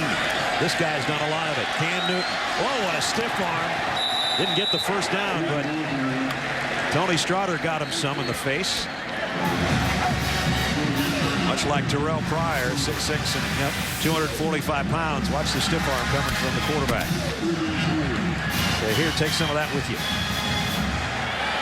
Well, this is a huge play right here for the South Carolina defense. 3rd and short. They've got to be clued in to Cam Newton as a runner, probably even more than a thrower on this play. Here they come up with that short yardage group again under center, but it's a pitch to the outside. McCaleb looking for a Cody Burns block, and he got just another one to easily get the first down. That is 28 first downs for Auburn tonight. And that matches their score, and they lead by 1. Well, they give a little bit of an inside fake and then pitch it outside quickly, and McCaleb, that's his bread and butter, man, getting it to the perimeter and using his speed. Mario Fanta comes in to the backfield along with Eric Smith. They flank Cam Newton, who's just going to keep the football, get what he can in the middle of the field for a couple. And this is where you would expect Auburn. They might want to show that hurry-up group and stand at the line, but they might want to take all the time they can, too, before they snap it. Right. Yeah, this is where you don't necessarily want tempo. Or the tempo you want is to let the clock be your friend, and that's exactly what they're doing. No passes, all runs on the drive. Doubt that you're going to see one here either. 2nd down and 7. Newton talking to Dyer in the backfield. Well, they are going to throw. Out to Blake. Sidesteps one. He's got it. All the way to the goal line. That's a touchdown. Touchdown.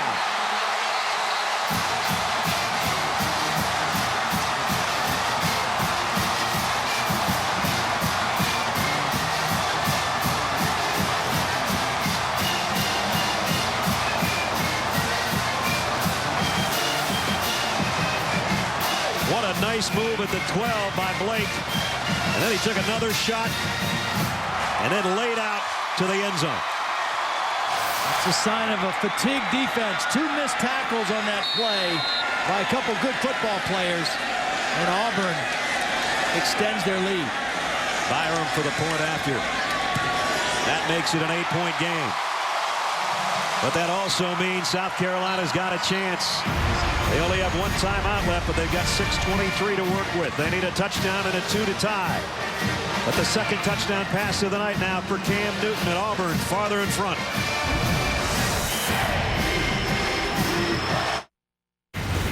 Reese Davis with you. SportsCenter right now brought to you by Discover the Texas Rangers. Clinching the American League West. First playoff appearance since 1989. Jorge Cantu hit the game winner against the A's. Rangers going to the postseason. Good Texas baseball.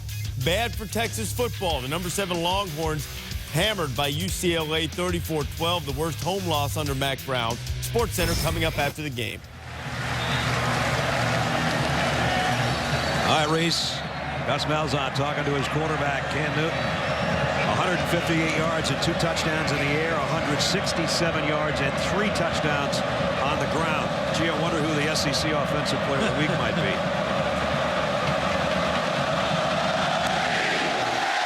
Byram's kick. Culliver camps under at the 5. Chris Culliver would like a big return here, and he's not going to get it. Cut down by Demetrius McNeil, who's made, I think, 4 tackles on special teams on kickoffs tonight. And a new quarterback coming in.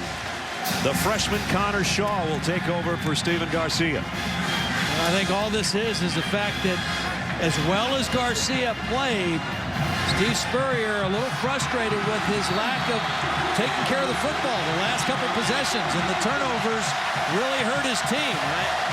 It's a tough spot to put a freshman in, though, who hasn't been in the game yet, to come in and try to win it. Shaw sidesteps the rush, throws on the run, and it's too far in front of Marcus Lattimore. We mentioned Connor Shaw, a freshman out of Flowery Branch, Georgia, played for his dad, Lee, in high school.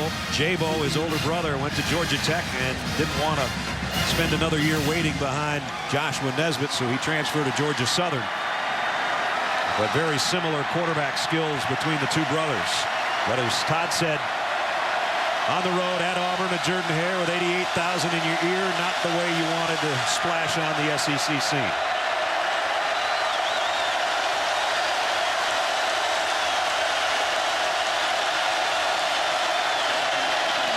Here comes pressure. He got rid of it down the middle and got his man, Alshon Jeffrey. And it's a first down out at the 48-yard line. He took a shot, too, after he let go of it. Yeah, he stayed right in there. I mean, he shows great composure in the pocket, keeps his eyes downfield. It's a blitz. Oh. And that's the guy who hit Garcia and made him a little woozy. Darren Bates, number 25, with the hit. Connor Shaw sandwiched by the Tiger defense. Then he shakes it off and comes up for another play at the 47-yard line. First down. And he eights points, that is. Gurley. And he's got another first down. Well, Steve Spurrier told us very emphatically on the phone, I've got two quarterbacks ready to play. And Connor Shaw has played the last 2 weeks, and he's been 4 for 5 each time. But he was never in the game when the game was in the balance on the line late in the game like he is right now. This is a different scenario. Plus, as you mentioned, on the road for the first time. Playing with a gloved passing hand. Connor Shaw trying to bring the Gamecocks back. Throws out. Gurley again. Got a block. 40. Puts his head down. Got to the flags down at the 35-yard line.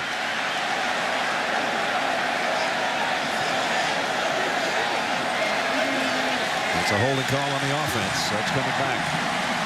I wonder who they called it on. I thought it was a great block by DeMarco. If that's who they call it on, I'm not sure this was a block in the back. Illegal block in the back. Number 47 offense. 10-yard penalty. First down. That's the guy you're talking about. I thought DeMarco was in perfect position. Watch number 47, and the guy turned on him. Well, I don't know. That's pretty iffy. At any rate, the ball's all the way back in South Carolina's end of the field now. At the 48-yard line. 3 wideouts for Connor Shaw. In relief of Steven Garcia. Under 5 minutes to play. Shaw scrambling, and he's going to keep this all the way. Oh, puts another big shot. Damon Washington hit him low. Somebody else got a piece of him in midair.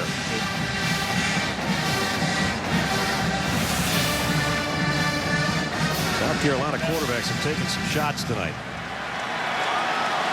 And the thing is, why you see quarterbacks fumble in the open field a lot when they get hit, because they don't get hit in practice at all. 2nd and 15. That'd have been an offside on Auburn. Free play if they want it. Well, they hit as he throws. It's going to be intercepted, but it's not going to matter, I don't think. I think Antoine Carter was offside. And Antoine Carter's also the guy that made that football flutter. So celebrating, Auburn defensive players are still celebrating back at about the 35-yard line. They don't know about the flag. And this call from Tom Ritter. Offside. Number 45 defense. 5-yard penalty. Second down. Well, here's Antoine Carter right here. He's going to get off the ball too soon. A big break for South Carolina and Connor Shaw. They get another chance now. At the 38-yard line. 2nd down and 10.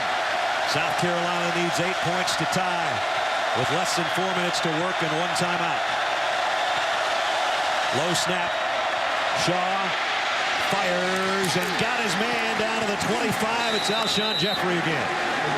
Well, did you Shaw threw a bullet right there? He did, and did you see how Alshon Jeffrey protected the ball and himself? He knew he was going to get hit.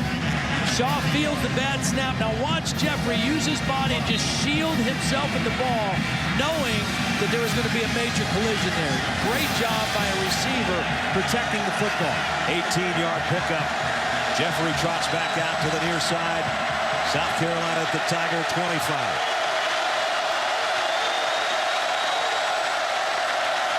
Shaw pump fakes one way down the middle, intercepted. Josh Bynes might have just ended any chance for the Gamecocks.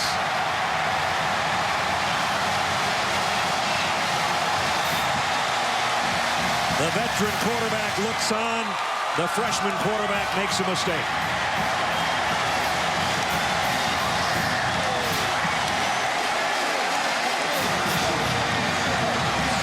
Josh Bynes is a very aware player, number 17. He reads the quarterback's eyes and drops right underneath that throw to DeMarco. The leader of the defense comes up with the biggest play of the night for the defense.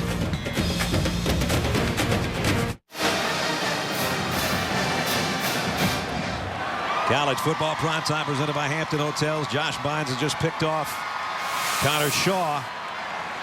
Now here's Bynes right here. Watch him just read the young quarterback's eyes.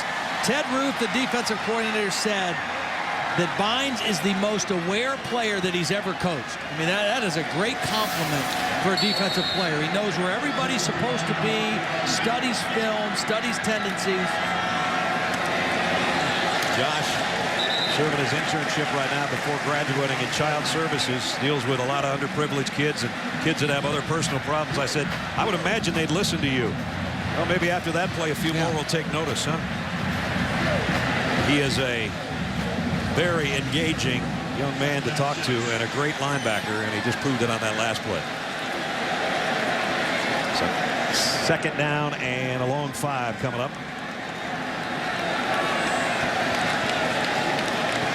Look, this is unusual for Auburn to be milking the clock. I mean, they're trying desperately to take their time. It's a no-huddle, waste-time offense right now. The waste-time offense. Cam Newton is trying to make sure he holds on to the football. Speaking of holding on to the football. Timeout taken here with 2:27. South Carolina has used its last time stoppage. Time right now for the night's Good Hands play, brought to you by All States. When all else fails, fake it to the inside and throw it to the guy that's got the longest name on the football team. Phil Lutzenkirchen, the pride of Marietta, Georgia. He was a star player there, came in as a freshman last year and said, I didn't even know what I didn't know. And now he's a 258-pound veteran. And his touchdown catch is what's given Auburn this 8-point lead that they are trying to milk desperately right now. Cam Newton breaking tackles, but he's short of the first down by about 1.5 yards. That was a big-time play by the South Carolina defense. They had to get a stop there to force a 4th down. They have no timeouts left, so they can't stop the clock. Auburn will probably let this go all the way down before bringing their punt team on. They might even take a 5-yard penalty here before they punt the football. The last 3 possessions for South Carolina, if you're just joining us late in the game here. 2 fumbles by Stephen Garcia, and then Connor Shaw came in to take his spot and had the team on the move and threw one down the middle that he would like to have back, intercepted by Auburn. So fumble, and interception for Steve Spurrier's Gamecocks the last 3 times they've had it. How important are turnovers? The first half, Clemson's 2 turnovers led to South Carolina taking control. That is their second charge timeout. This is a 30-second Those 2 timeout. turnovers in the first half by Auburn cost them 13 points. Remember the missed extra point, or it would have been 14. But then in a crazy second half, Auburn comes flying back in. They had a short field goal that hit the upright. Then Garcia trying to run the ball actually got positive yardage, but he got blasted at the end of the play. That one recovered by Auburn, led to points. Cam Newton, a little flick to the corner that we just showed you is our Good Hands play. And then Garcia, again, trying to make a play, had a guy open, as Todd said, and lost the ball again to give it back to Auburn. And finally, it was Blake doing his little dance on the second touchdown throw of the night for Cameron Newton. It looked like Connor Shaw was going to come back in the game, but I think I'd go with Garcia in this situation to try to win the game. Oh, they went after the punt, but they didn't get to it.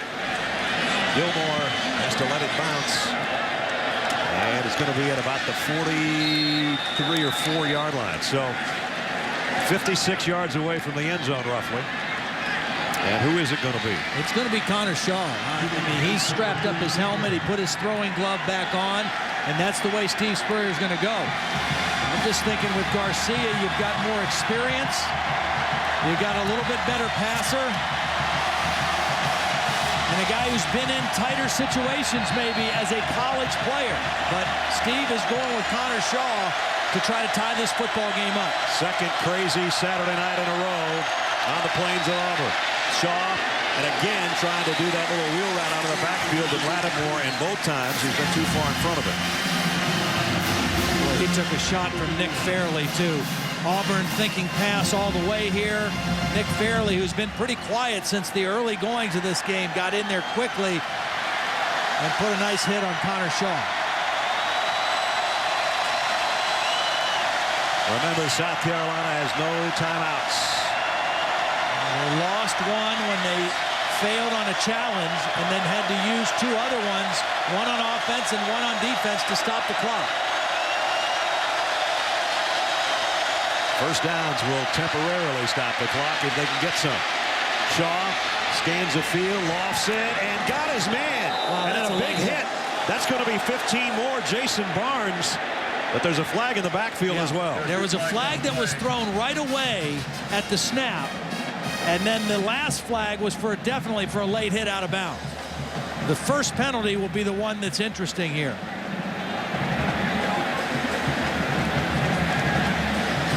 So we've got the entire committee around Tom Ritter. There's just a hush in the stadium right now that it's been rocking since about 6:30 local time.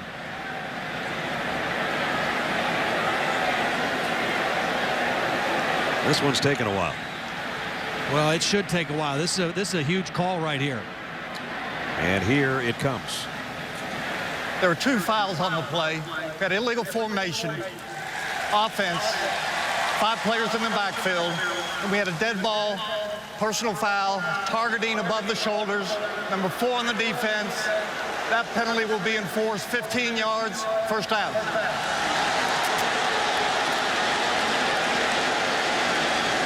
So the one by Zach Etheridge takes precedence. Just a different way of saying this year, 5 in the backfield means you don't have enough guys on the line of scrimmage. Right. So Then watch the hit at the end. The catch, and then number 4 goes to number 4's head. Yeah. And you know, Zach Etheridge, who suffered a neck injury last year, and he's lucky he's walking. You'd think he'd be the last guy that would go helmet to helmet on somebody else. Anytime you target above the shoulders with an arm, shoulder, forearm, helmet, that's a new emphasis of the rule this year. The drive is alive for the Gamecocks. 1:14 remaining. Shaw sidesteps the rush again. Throws on the run and got it to Jeffrey. And Alshon Jeffrey's got a first down at about the 26-yard line. I thought he was about to throw another pick. He was throwing into traffic. He did a nice job of getting away from the initial pressure. Here comes Antoine Carter that forces him out of the pocket. And Jeffrey able to just go up and snatch it. Todd, that's his 8th catch of the night. They are utilizing their all-conference wide receiver number 1, who's up to the top of your screen. 1st and 10 at the 26. Clock moving. South Carolina's got to hustle. Connor Shaw flushed again out of the pocket. Got a big block, and he got what he could and got out of bounds. Somebody got Josh Bynes on a block. I think it was Marcus Lattimore. Well, that's a guy who does a little bit of everything. Josh Bynes in pursuit. Lattimore comes and gets a big-time block. Wow. To get his quarterback to the edge and out of bounds to stop the clock. Just as important. 39 seconds left. 2nd and short. That may not be as important as what's remaining, which is 18 yards to the end zone, and then a needed 2-point conversion. The only reason the 2nd and short's important is because if they get the first down, the clock will stop until they reset the chains. Again, no timeouts. Shaw gonna loft it to the corner to Jeffrey. Almost caught it, and it's intercepted by Demond Washington, and it's over.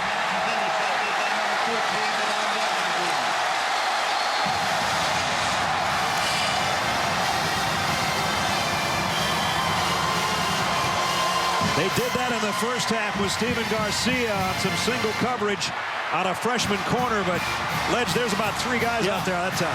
But Jeffrey had the football. He went up and got it, and I think Zach Etheridge with a hit right at the end knocked the ball loose, and Washington came up with it.